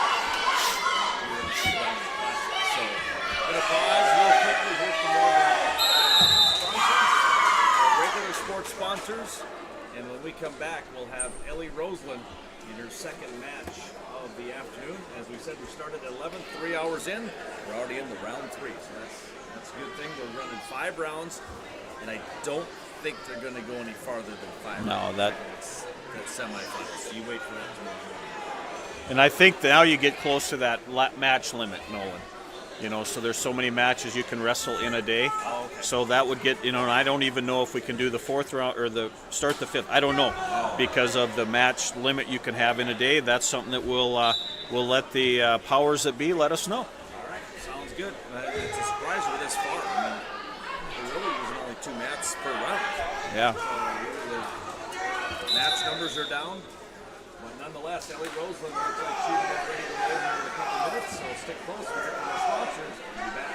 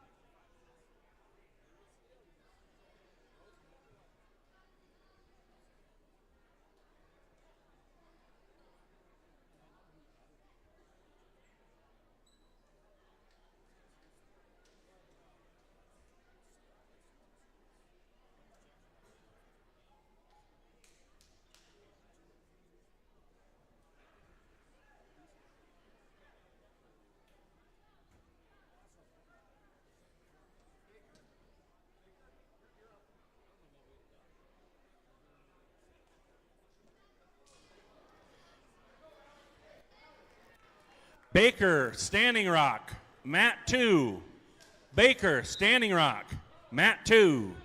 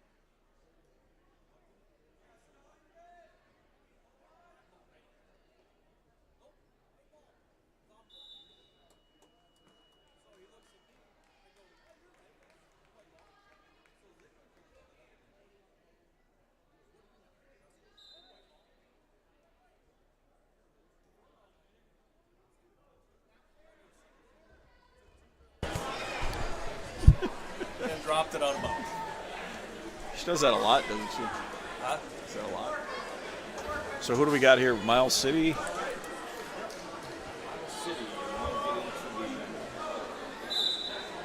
All right, we do know that we got Ellie Roseland on the mat for Hettinger Scranton. Right away, going to do a duck under, pick up 2 on the takedown. Right away, working up on top with those arms. Pushes the head down. Going to throw in a half Nelson. This might be a quick one. Roseland. Wasting no time today is Ellie Roseland, and there we go. So that's, 22 seconds. Kalyana Lindvold. All right, so Lindvold goes down in 22 seconds to Ellie Roseland. Nice job by Ellie coming through and picking up the big fall. So win for Ellie. Gets her to 2-0, so all 3 girls are 2-0. As we said, the boys are still down. Did they start bringing up boys? They did. So what they did is at the conclusion of the girls' matches, then they started bringing the guys up at that time to continue on with round number 3. So I'm sure they'll do the same thing. All right, so we'll go to the dashboard down there. Nobody from the Nighthawks resting as of right now. Sturgis Brown leading it 105 points. Second place in Warcraft, 59. There's already a 60-point lead for Sturgis Brown. We're going to see if we got any other ones. 133.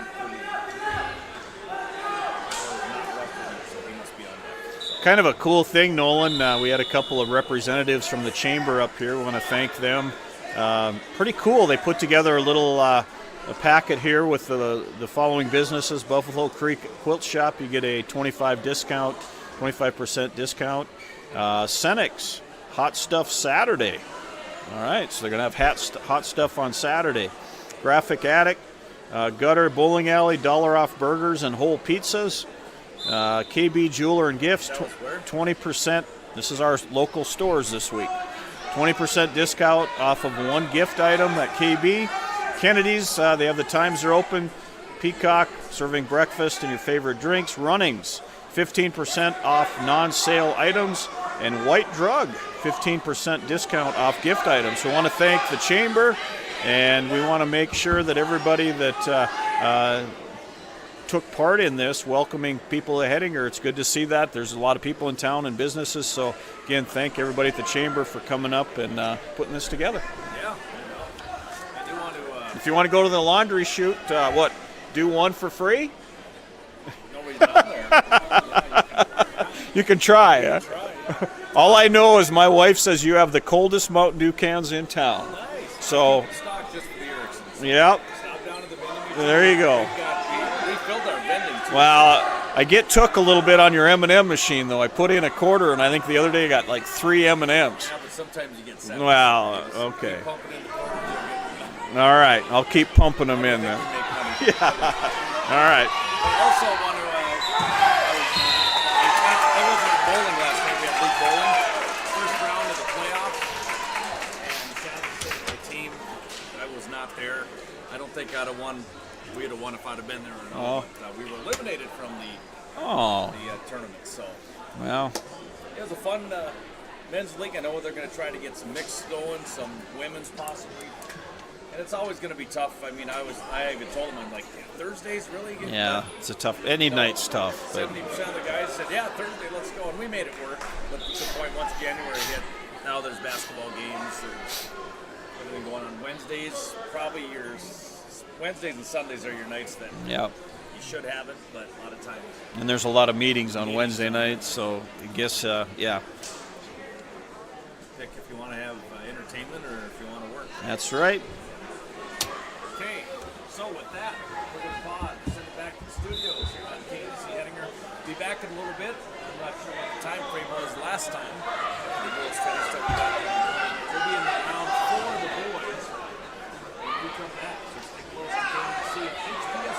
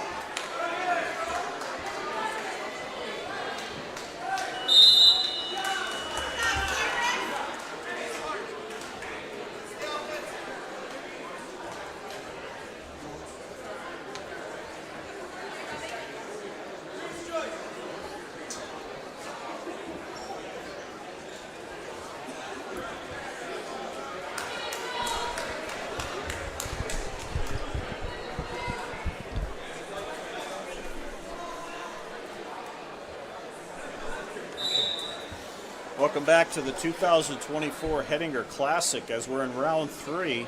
Currently Cyrus Roseland on the mat. He trails at 11-7 starting the third period. He's taking on Caden Gonzalez from Spearfish. Gonzalez will choose neutral for the third period. Once again, 11-7. Roseland and Gonzalez. We are in the third round. We will go right into the fourth round at the conclusion. Gonzalez is going to shoot in. Roseland going to have to try to clear the hips. And Gonzalez is going to pick up another takedown. That's going to move the score to 13-7 in favor of Caden Gonzalez. Now he's going to throw in a half. He's got Roseland on his back. Cyrus needs to pull that arm through. There we go. And if he keeps going, he'll have Gonzalez in a little bit of trouble. Nice job by Roseland getting off his back. That moves the score 15-7 in favor of Gonzalez. Now Gonzalez going to hook up on the arm. He's going to try to just kind of force him over the top. Nothing doing.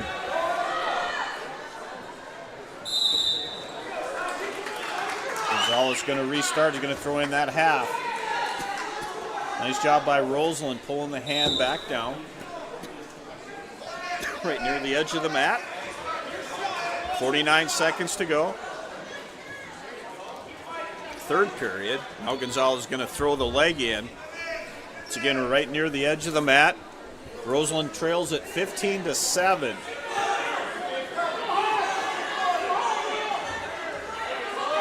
Nice job by Cyrus. Right now he's got to try to get off that edge or restart. And Gonzalez not letting up at all, keeping the pressure on, throwing in that half Nelson. 18 seconds to go. Now Roseland going to get him a little bit high if he can sneak out the back. Nothing doing. Now Gonzalez going to throw in a half. And he's going to force Roseland to his back and pick up some more near fall points.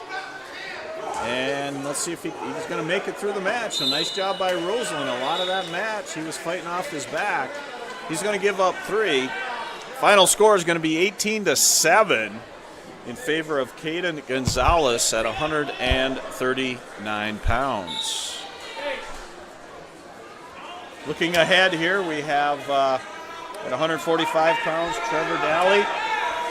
Once again, we're looking around. I don't see Trevor yet, but we'll keep an eye out for that. 160 pounds, then we will hop up to Tanner Blackwell. So again, we're looking for Daly and Blackwell still to come for the round 3. They were going to go right into round 4, and we're waiting to hear on what their plan is for the girls' rounds. As we hear that again, just like always, we will keep you updated as to what's going to happen there, as we have Kaylee Olson, Ellie Roseland, and Jennifer Verdin wrestling in the girls' division. So once we get some scores there and records, we will update on that. So that's where we stand right now. 10-3, we're already starting into round 4. So stay tuned to KNDC 1490. Make sure you look up for the HPS stream team. They do have both gyms, so you can at least watch for where we're at. And we'll coordinate that with the radio as we go through continuing action here on KNDC 1490 at the 2024 Classic.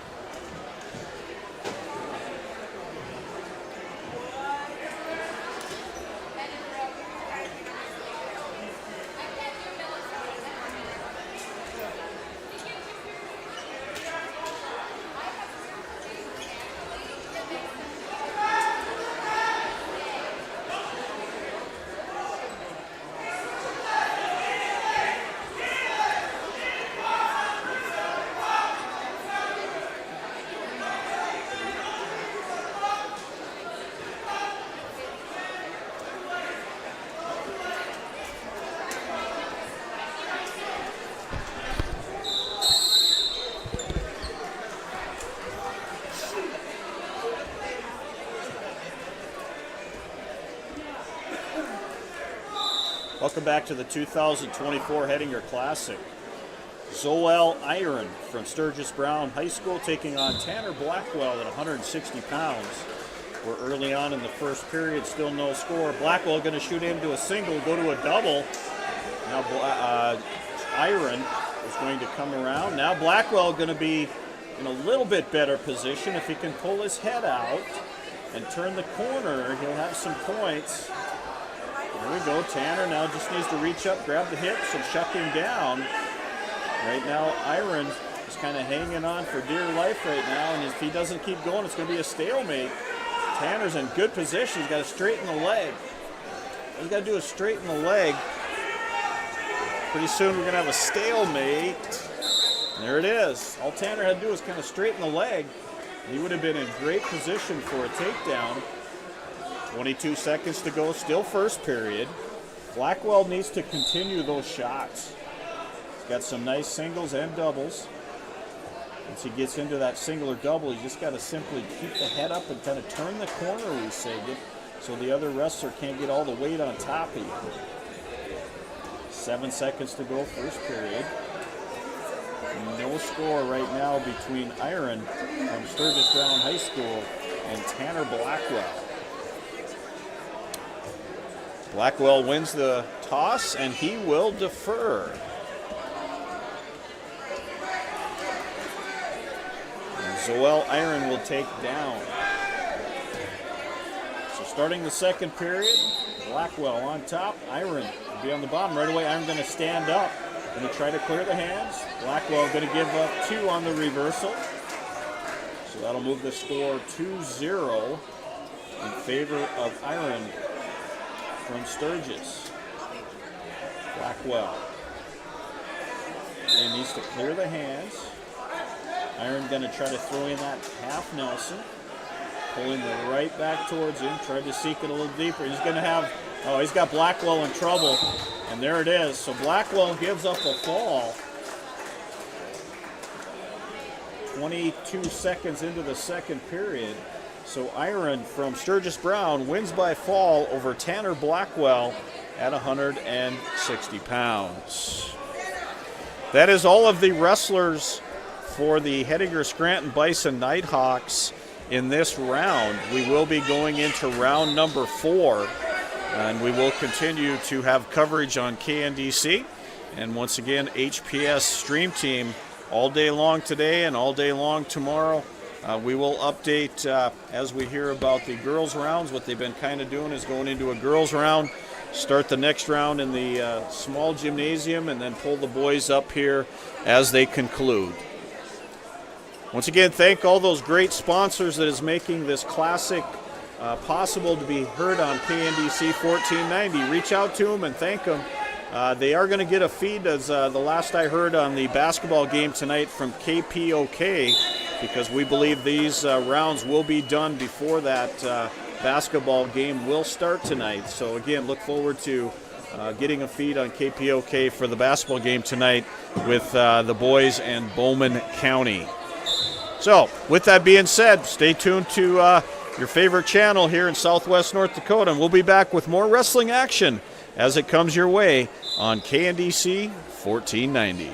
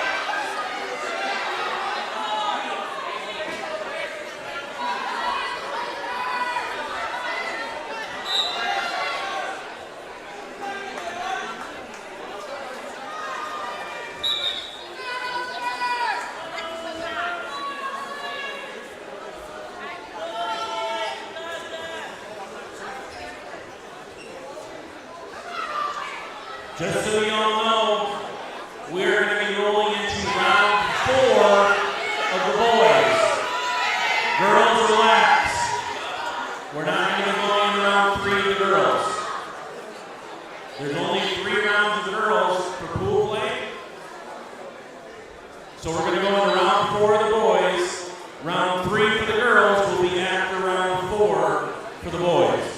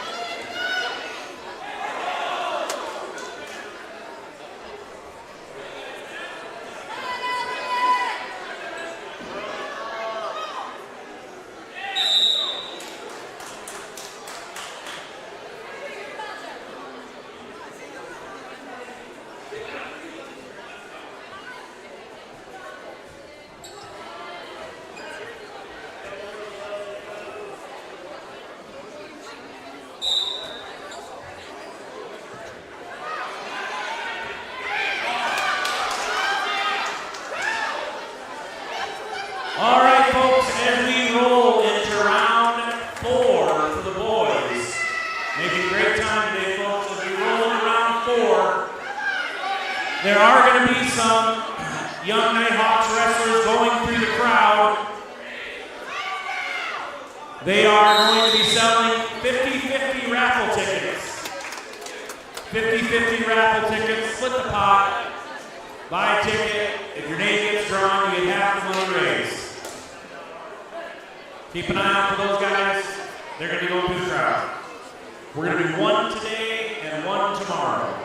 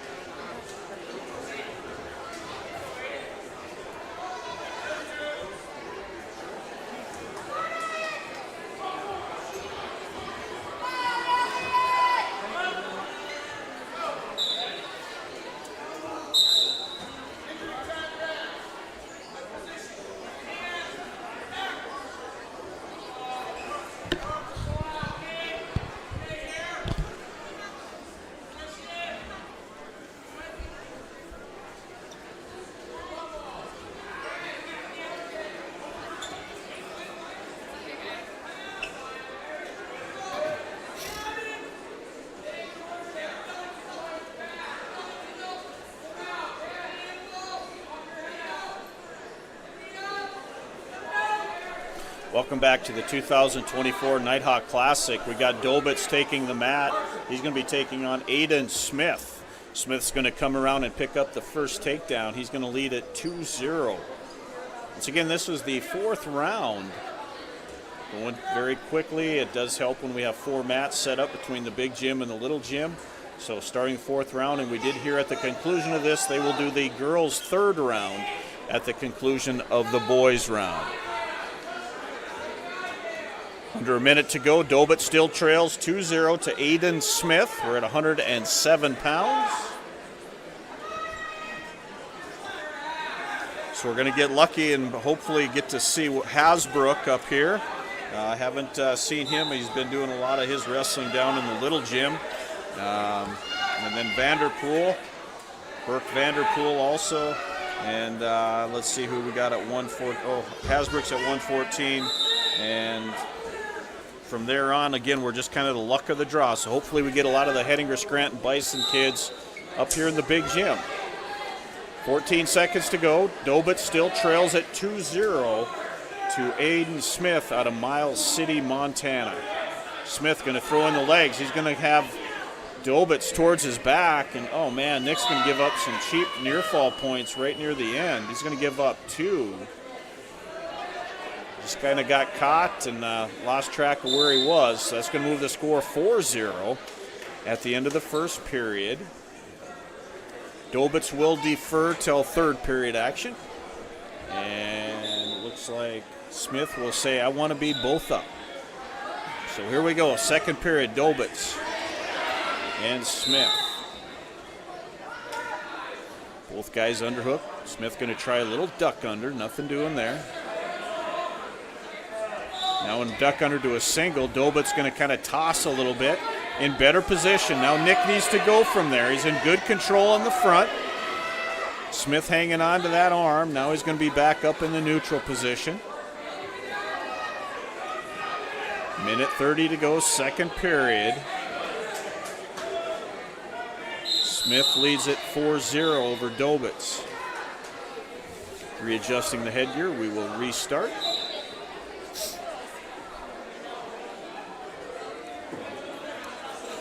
Smith going to drop down on a single leg. Dolbitz going to catch him in a front headlock. Oh, nice shuck. Oh, shuck by Dolbitz, but Smith held on to that arm. And I thought Dolbitz was going to score on that. And now it looks like, no, Dolbitz still has the other arm hooked up. Kind of a different position right now. Neither guy really in control. Now if Smith can pull out that arm, well, stalemate is called. Good call by the official. No, Cole Gerhardt's the official on this match. Oh, nice shot by Dolbitz. He needs to come through the back door. If he does it quick, he might score here. There we go. Now if he just turns him, he'll have Smith. Good job by Dolbitz picking up 2. If he would have turned just a little bit quicker, he would have had Smith headed towards his back. But Dolbitz picks up his first points of the match. We stand right now 4-2 Smith from Miles City. 23 seconds to go, second period. Dolbitz trying to control the arm. Oh, Dolbitz going to have a, oh, take your time. He's got the cradle hooked up. Got to take his time because Smith has that leg hooked up as well. So Dolbitz had the cradle hooked up. Smartly did not force it. That's the way the second period is going to end. We'll be back in 30 with Nick Dolbitz.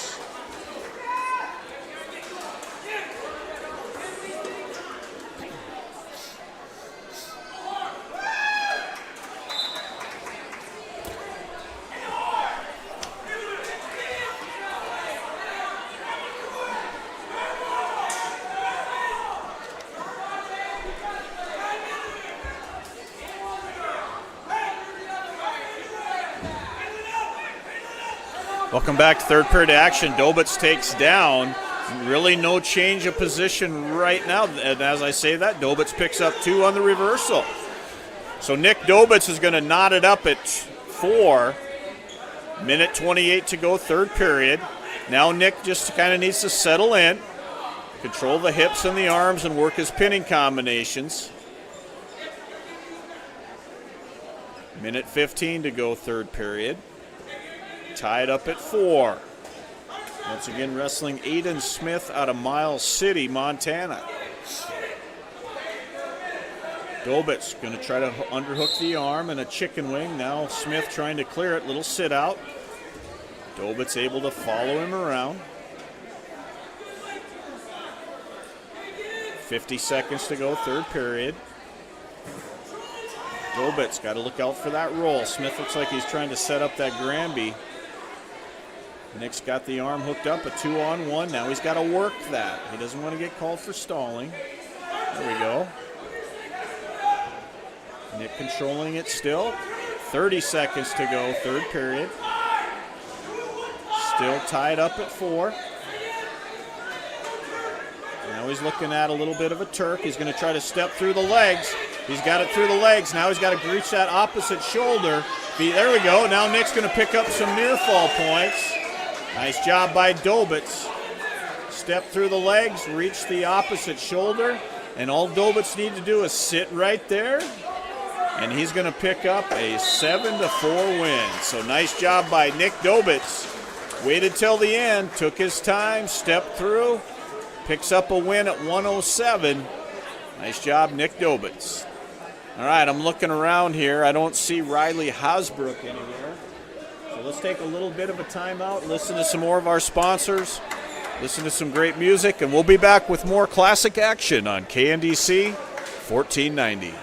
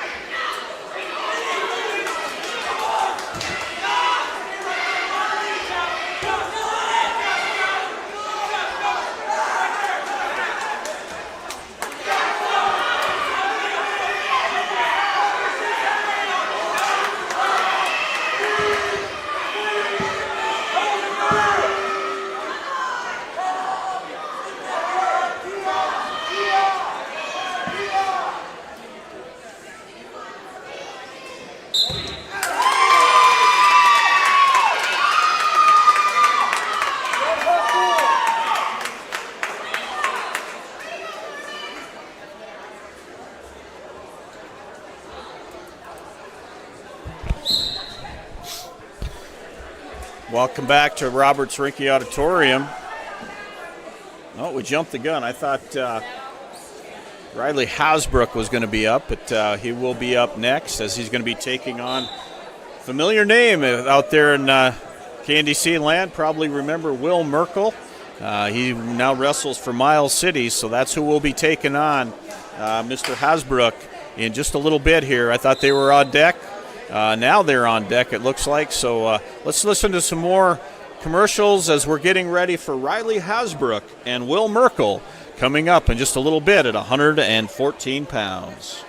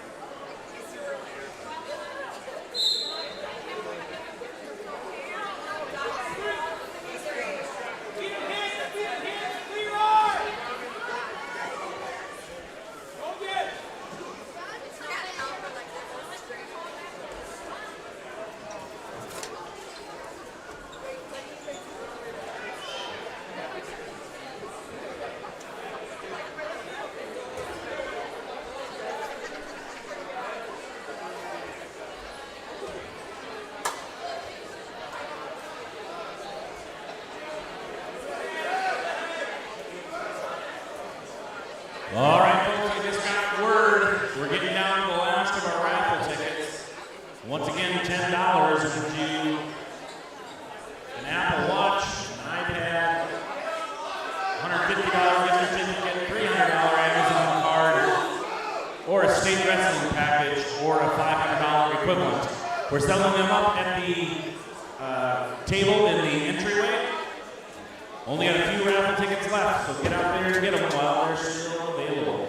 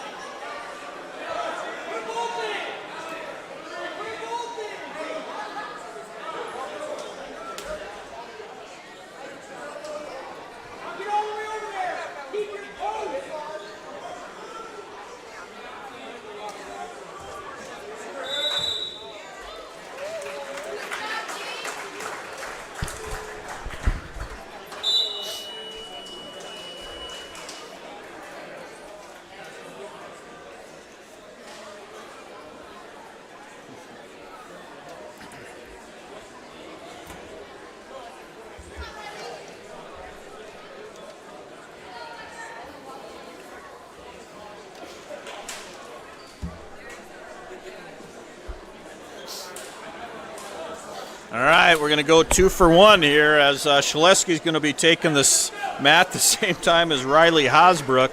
So Shaleski's going to be taking on Kyle Irish from Broadus. And once again, Will Merkel and Riley Hasbrook at 114. So we got 114 on one mat and 133 on the other. So we're going to be going back and forth. Both guys almost identical in time that's left. They're both 142 almost on each side. So we'll be going back and forth with both matches to kind of keep you updated on either mat, neither in better position. Shaleski going to try to do a little underhook. Off the mat they go. Riley going to come around. He's going to pick up. No. Oh, he is. He's going to pick up 2. So Hasbrook picks up 2 on the takedown. So he'll lead Merkel 2-0. Back over on the other mat, Shaleski and Irish. Still no score. Again, Irish comes in from Broadus. Merkel comes in from Miles City. Now Shaleski. Oh, looks like he's going to come around, pick up 2 on the takedown. So Shaleski leads at 2-0. Hasbrook leads at 2-0. Right now, 102 left. Shaleski going to try to take Irish towards his back. Riley going to start in the up position on the other mat as he went off the edge. Both matches under 1 minute. Shaleski looking for near fall points. He leads at 2-0. Hasbrook still leads at 2-0 over Merkel from Miles City. Now Merkel looks like he might come around and face Hasbrook. Hasbrook still leads at 2-0. Merkel going to try to stand up and face him, and he does. So Merkel picks up 1. So now Hasbrook leads at 2-1. Shaleski picking up near fall points over on the other match as he's taking on Irish out of Broadus. So he's going to get 2. So he leads at 4-0, does Shaleski. Hasbrook leads at 2-1 over Merkel. So 4-0 Shaleski, 2-1 Hasbrook. Oh, Merkel going to shoot in on a nice double leg. And he's going to pick up 2. So Merkel picks up 2. He leads at 3-2. Shaleski leads at 4-0. Both matches in second period action. So Shaleski's going to choose both up. And let's see what happens on the other mat. Looks like Merkel's going to defer. Hasbrook's going to say he wants to be down. Shaleski in on a single leg. Irish doing a good job of fighting that off. Again, Irish comes out of Broadus, Montana. Merkel out of Miles City, Montana, right off the bat. Hasbrook tries a little switch, nothing doing as Merkel's going to bring in that arm. Merkel leads at 3-2. Shaleski leads at 4-0. Now Shaleski in on a single, looking to a double, and he picks up 2 more. So nice shot by Kyler Shaleski as he now leads at 6-0. Minute 20 to go second period. Back over on the other mat. Merkel leads at 3-2. Minute 33 to go. Now Merkel looking for a crossface. Nothing doing. Riley's got to get that arm off and try to face him. If Riley can come up to his base and face him, he'll pick up 1. Nothing doing yet. Now Merkel going to come back around. Riley trying to set up a roll. Shaleski still leads it now 6-0 as he picks up 2 more. 50 seconds to go with Shaleski. Minute 7 to go. Merkel leads at 3-2. Stalemate called over there.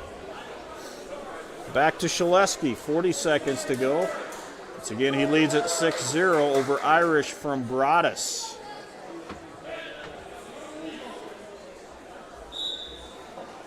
Shaleski working for a pinning combination. Riley trying a little stand up. Merkel brings him right back down. 50 seconds to go.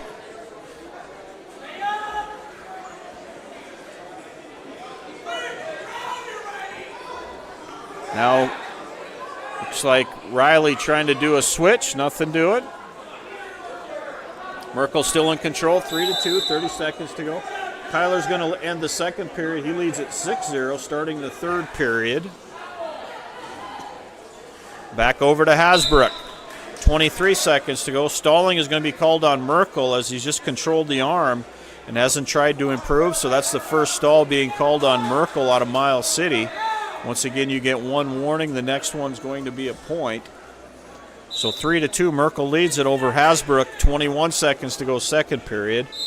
Shaleski starts the third period on the bottom. He leads it to 6-0. Irish going to bring him back down to the mat. Riley's got about 5 seconds in a good position here. If he can just turn, he'll have Merkel in trouble. Now Merkel grabs both. That's the way the second period's going to end. Merkel leads at 3-2. Back over to Shaleski. He leads at 6-0. He's going to come around on a switch, and he's going to pick up 2 more. So Kyler Shaleski leads at 8-0, minute 28 to go third period. Back over to Hasbrook. Hasbrook's going to be on top. He leads or trails at 3-2.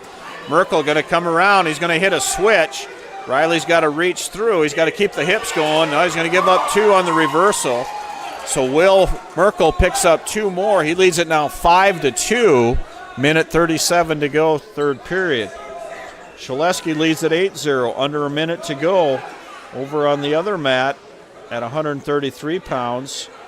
He's leading once again Irish out of Broadus. 8-0.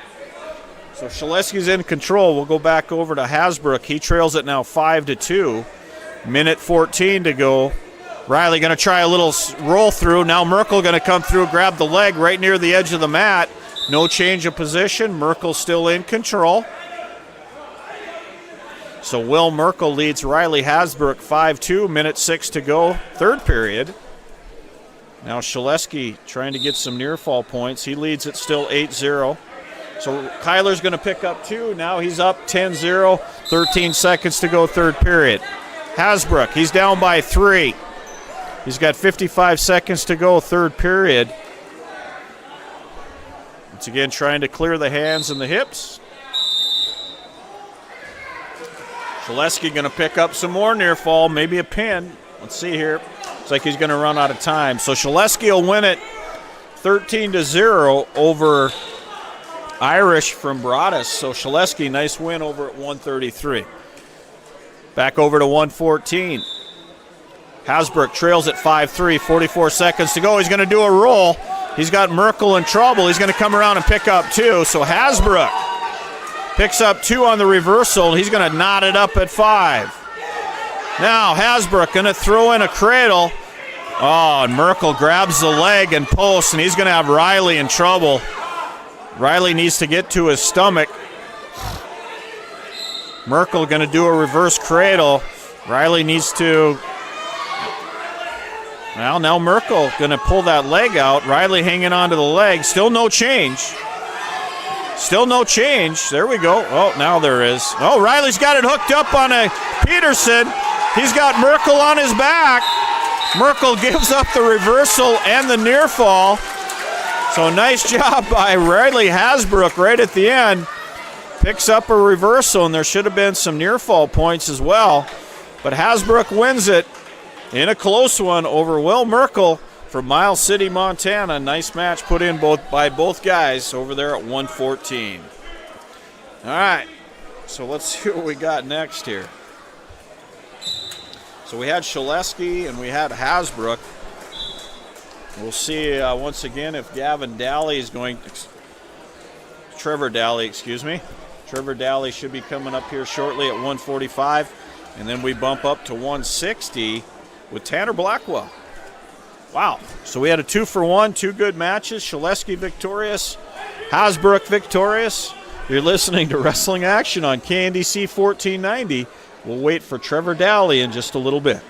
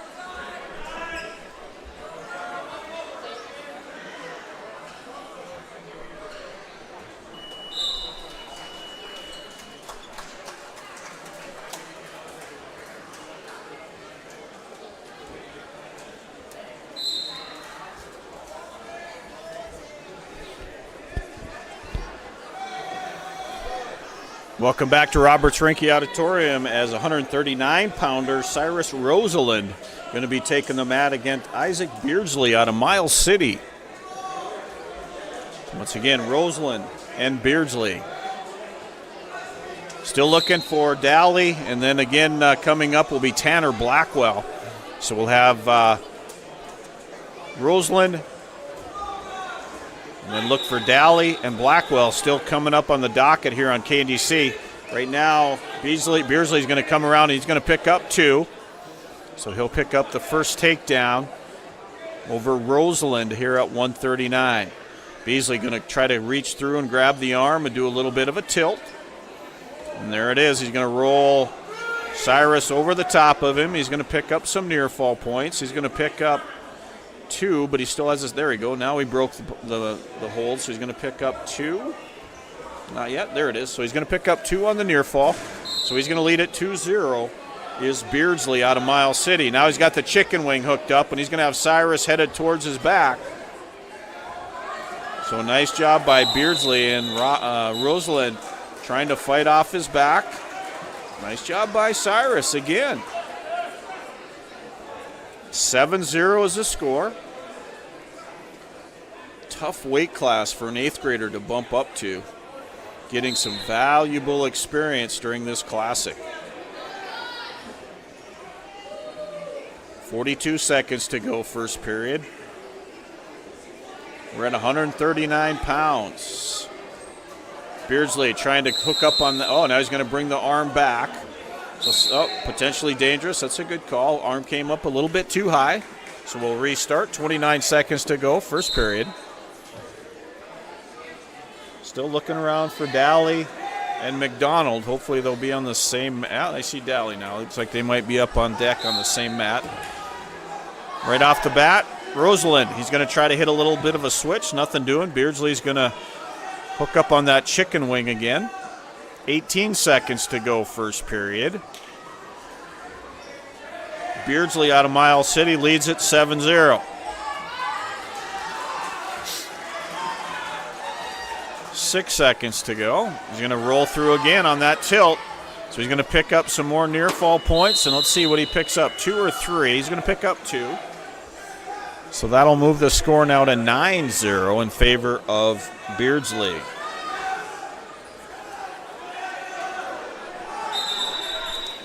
Beardsley's going to take both up.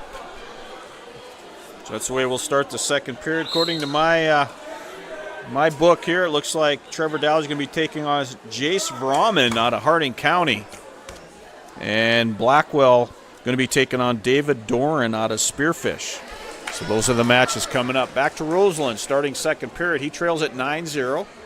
Got to be careful for a throw here. Now, as I say that, he gets picked up on a double, and he brings him down. Looks like he hit his head. So what do we see here? Okay, so we're going to see on a double leg, Cyrus came down, kind of hit his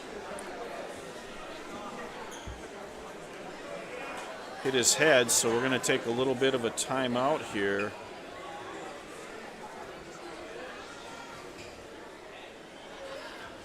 So we're going to take a look at Rosalind as he came down a little bit hard on that head. And we're going to give him a little bit more time. Let's listen to some commercials here, and we'll be back and see how Cyrus is doing here. He trails it right now 11-0 to Beardsley out of Miles City.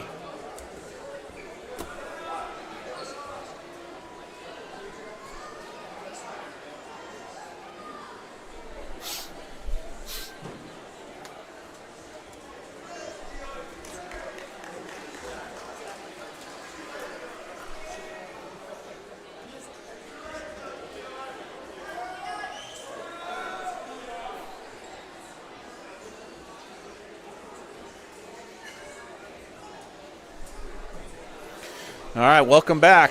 Cyrus still trying to knock the cobwebs out a little bit. He says he's good to go. So here we go. 11-0 is the score. Cyrus right away going to try to little stand up. Beardsley's going to stop that. He leads at 11-0 starting the second period. Beardsley again out of Miles City, Montana. Beardsley has another little tilt he's trying. Cyrus trying to pull that hand through. Minute 16 to go, second period. Now Beardsley has that tilt hooked up. He's going to pick up, back and forth. That's a good call by the official. No real control, back and forth. That's got to be a 2 count. So a nice job by the official on that call. 57 seconds to go. All the officials today are doing a great job, keeping everything under control, keeping everything running smooth. A lot of people don't realize how much work that is. We've just gone from one round to the other, so kudos out to the officials. Beardsley, he's going to step through. He's got that double chicken wing hook up. Cyrus going to have to try to pull one arm through. Nice job by Cyrus. So he's going to give up 3 on the near fall. 14-0 now as Beardsley leads it over Cyrus Roseland here in the second period. 20 seconds to go. And what do we got? Looks like Cyrus has a little bit of a bloody nose. So let's take a little time out here. Cyrus takes care of that bloody nose. You're listening to Wrestling Action on KNDC 1490.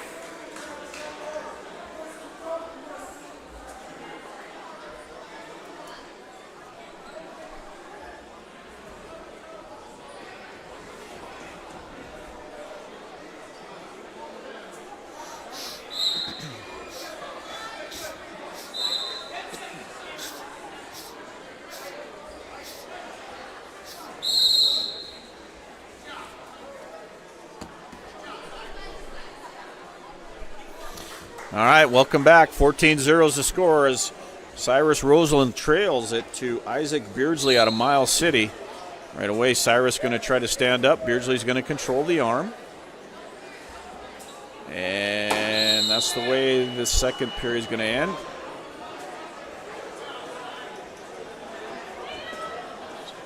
So we'll see whose choice it is here. Cyrus says, hey, I want to go both up, and why not? So we're going both up. 2 minutes to go, third period. He trails at 14-0.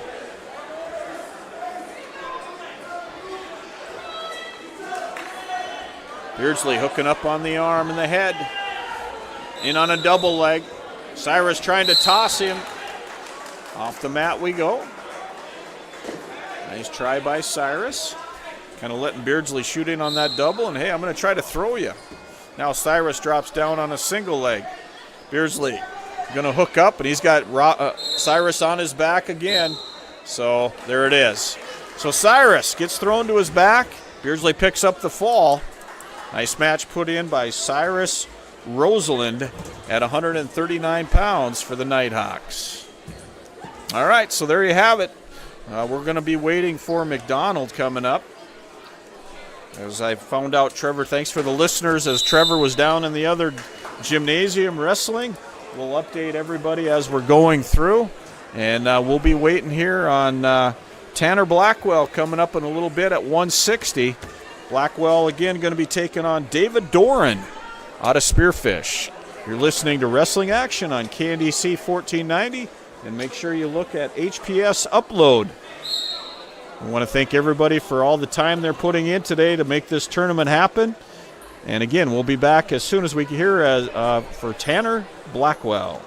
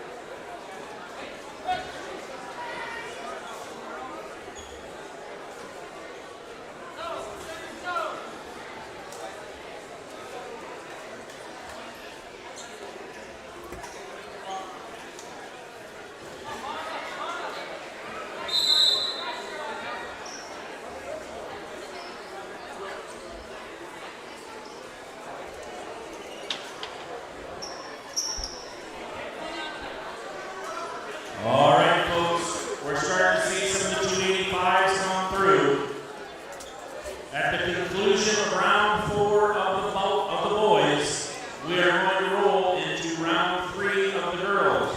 Once again, round 3 for the girls will be on mats 1 and 2. Round 5 for the boys will be on mat 3 and 4 until the conclusion of round 3 for the girls, and then we will come back up here for the boys as well.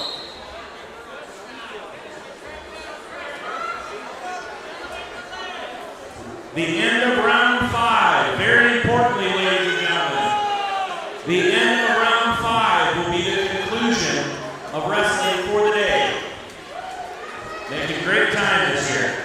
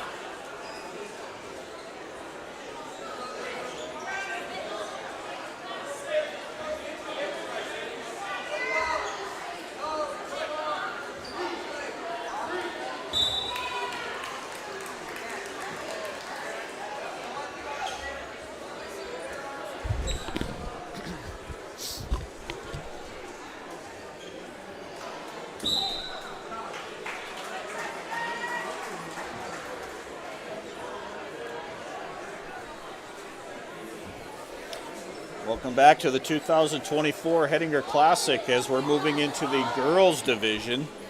And we're going to have Jennifer Verdon coming out against Kay Vanderby out of Bellefouche. So Verdon and Vanderby out of Bellefouche. They are going to go into the third round for the girls, starting the fifth round for the guys. And once the third round is completed up here in the gym, they will then send the boys back up here, and that is all they're doing for today. Way ahead of schedule than usual. You're looking at probably another hour or so. By 5:30, 5:45. Wrestling will be completed, and there will be a feed from KPOK tonight as the boys are taking on Bowman County in basketball. So here we go. Verdon and Vanderby out of Bellefouche. 100-pounders, here we go.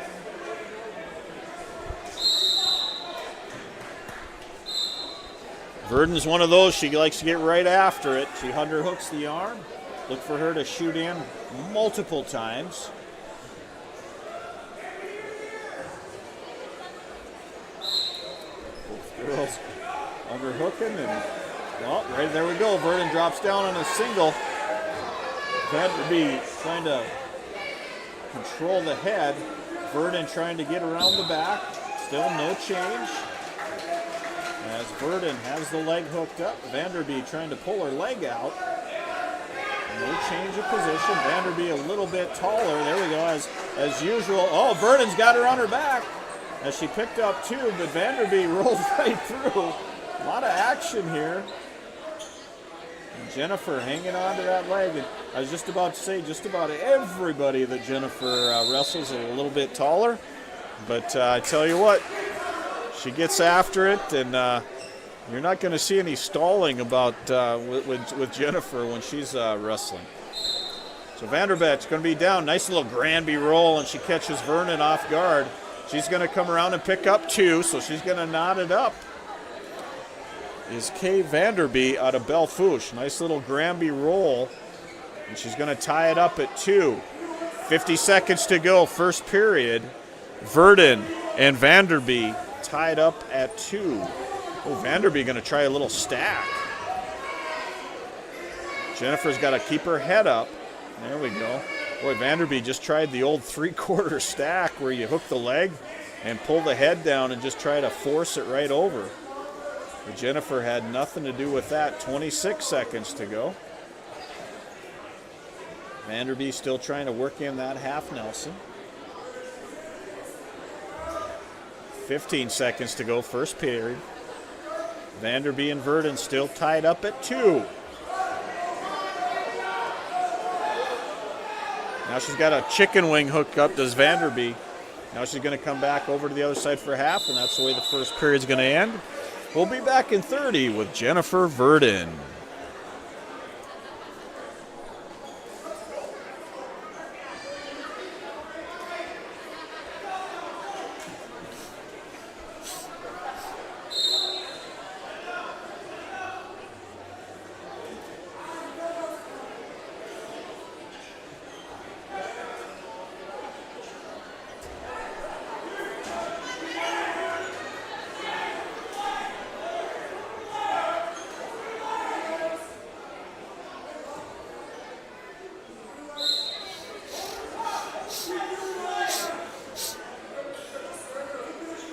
Welcome back, second period action as Vanderby going to trues both up, and she hits a nice headlock, and she's going to pick up the fall over Jennifer Verdon. So a nice shot by Vanderby as she does a nice headlock. Jennifer couldn't get out of the headlock, the head and arm, and Vanderby picks up a fall at the beginning of the second period. Nice match by those two girls, two good gals going at it. And let's see what we got next here. So we're going up to, we're still at 100 pounds. So our next action is going to be a Kalia Olson. Once again, they're doing the third round girls up here in the big gym. So we'll have a Kaylee Olson and then Ellie Rosalind. So those will be the other two girls coming up. Good match put in again by Verdon and Vanderby, but Vanderby did pick up a fall early in that second period action. KNDC, again, this is all your action for the Classic. Thank all those great sponsors making this possible. The basketball game will be getting a feed from KPOK tonight. Not sure about start time. I would think probably between 6:30 and 7. Again, the Nighthawks going over to take on the number 1 ranked Bowman County boys. So make sure that everybody tunes in for that later on tonight. But we'll be back with more wrestling action as soon as Kaylee Olson is ready to take the mat.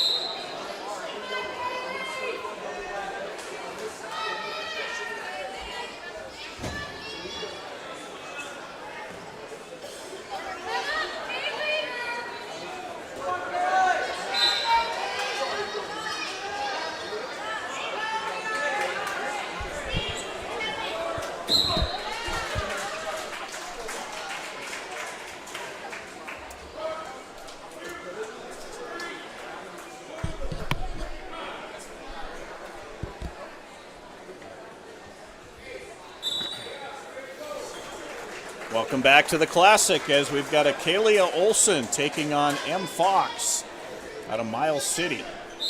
So Fox and Olson. Once again, Jennifer Verdon did go down by fall to Vanderby out of Belle-Fourche. And then we'll be waiting on Ellie Rosalind coming up shortly after Akalia. Fox going to shoot in on a single. Akalia going to do a front headlock, and she's going to walk around. Akalia has those long arms, and if she can walk around, she'll have Fox in trouble. There we go. She's got her headed towards her back. She's picking up. Nope, not yet. She does have the takedown. Now she's settling in. Akalia in good position as she's got Fox on her back, and there's the pin. So Akalia Olson comes out and makes quick work of Fox out of Miles City, picking up a fall in 38 seconds. So nice shot by Akalia Olson. And Ellie Rosen will be up next. So we got a little bit of time here before Ellie comes back through. They are doing, again, the 5th round starting down in the little gym for the boys. And once they're completed with the girls round, they will bring them all up here. And that's the last round that will be done today for the Hettinger Classic. So good tournament so far. Glad to see no injuries. You always look to make sure no injuries are happening. Well officiated. A lot of good sportsmanship out on the mat by the wrestlers and the coaches, which you love to see. So we'll be waiting here for Ellie Rosalind in just a little bit. You're listening to Wrestling Action on KNDC 1490.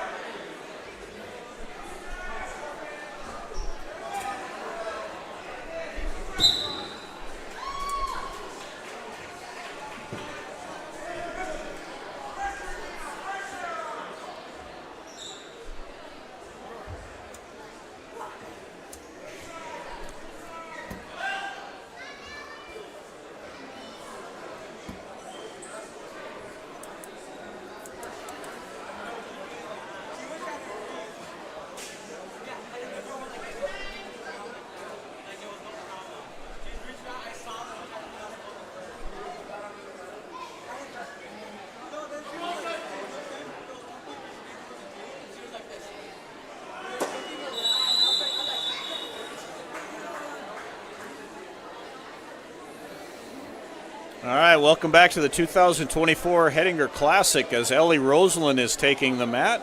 And we're looking around for her opponent. Looks like Jeffrey from Standing Rock. So, not sure. Oh, here she is over here, warming up underneath. So, Jeffrey from Standing Rock and Roseland for Hettinger Scranton Bison.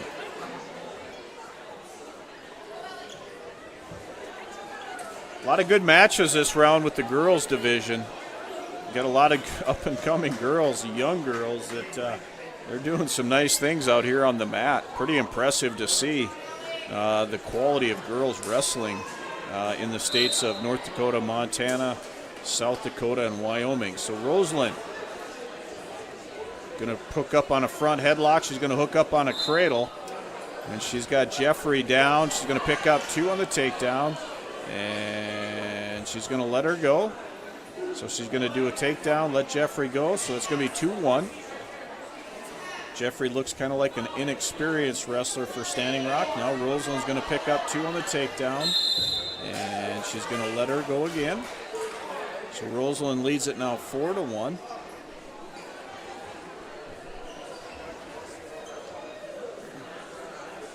Another takedown. Now she's got the half, and she has Jeffrey on her back, looking for a pin, and there it is. So Roseland picks up a pin in 46 seconds. Nice job by Ellie Roseland. And again, Jeffrey could tell kind of an inexperienced wrestler for Standing Rock, but credit her for coming out and giving up a good little effort there. So that's the end of this round for any of the Hettinger Scranton Bison girls. Doing pretty well. I think the only loss that we've had so far is Jennifer Verdin. They will go into their next round tomorrow.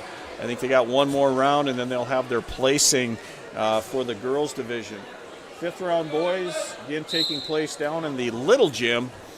So that'll take care of our coverage today. I want to thank all those great sponsors that make this happen on KNDC.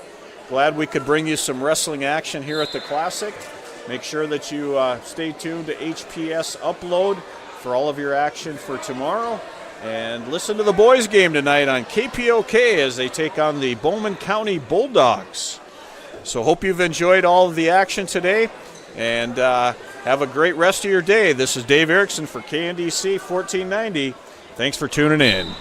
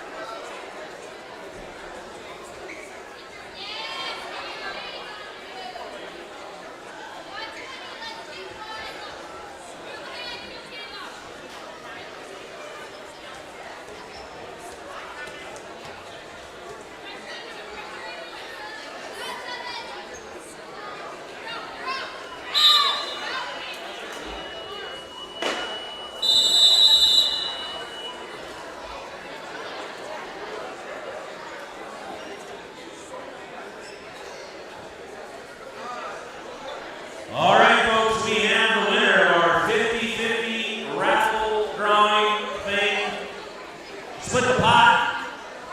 We have a prize of $140. And the lucky winner is Amber McDowell. Amber McDowell.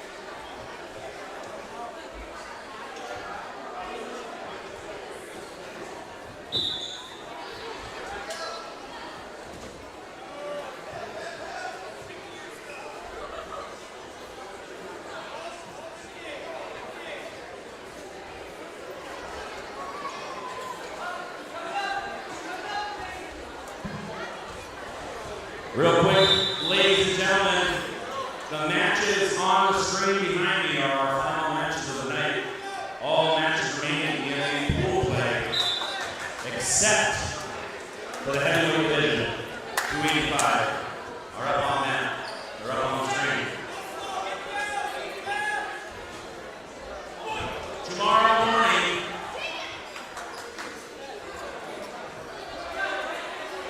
morning, ladies and gentlemen, we're going to be starting out with our 285-pound division. We have one round in our 285-pound division left to go. We're going to wrestle that tomorrow morning. We're going to follow that up with our consolation semis. So our 285 and then our consolation semis. Then, ladies and gentlemen, we're going to be running our junior high and JP division on 4 mats for 2 rounds. Then we'll get into our championship semis and go to our placing rounds from there. Also want to remind everybody, weigh-ins are at 8 a.m. tomorrow, 8 a.m. Wrestling is scheduled to start at 9 a.m. 9 a.m. We will have breakfast available tomorrow. Now it's going to be in the lunchroom where team camps are. So wrestlers, if you get here early, please stay clear of those windows so we can get people served. It's going to be a take-and-go breakfast. We've got breakfast burritos, juice, fruit, all sorts of good stuff. So, once again, weigh-ins at 8, wrestling at 9, breakfast tomorrow in the lunchroom. And it goes without saying, please, when you leave here, travel safe so we can see you again tomorrow.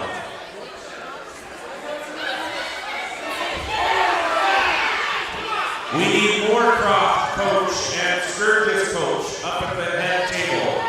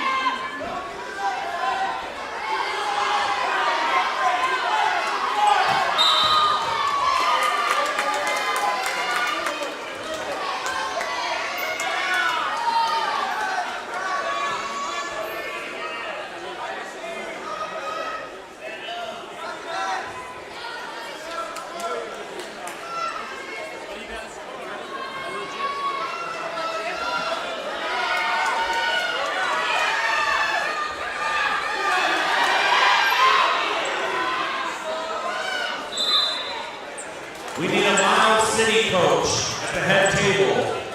Miles City coach up at the head table.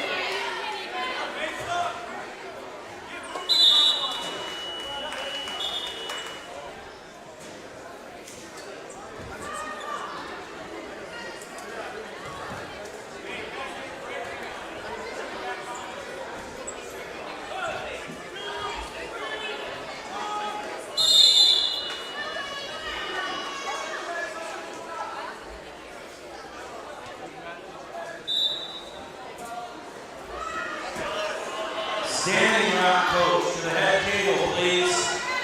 Standing rock coach to the head table.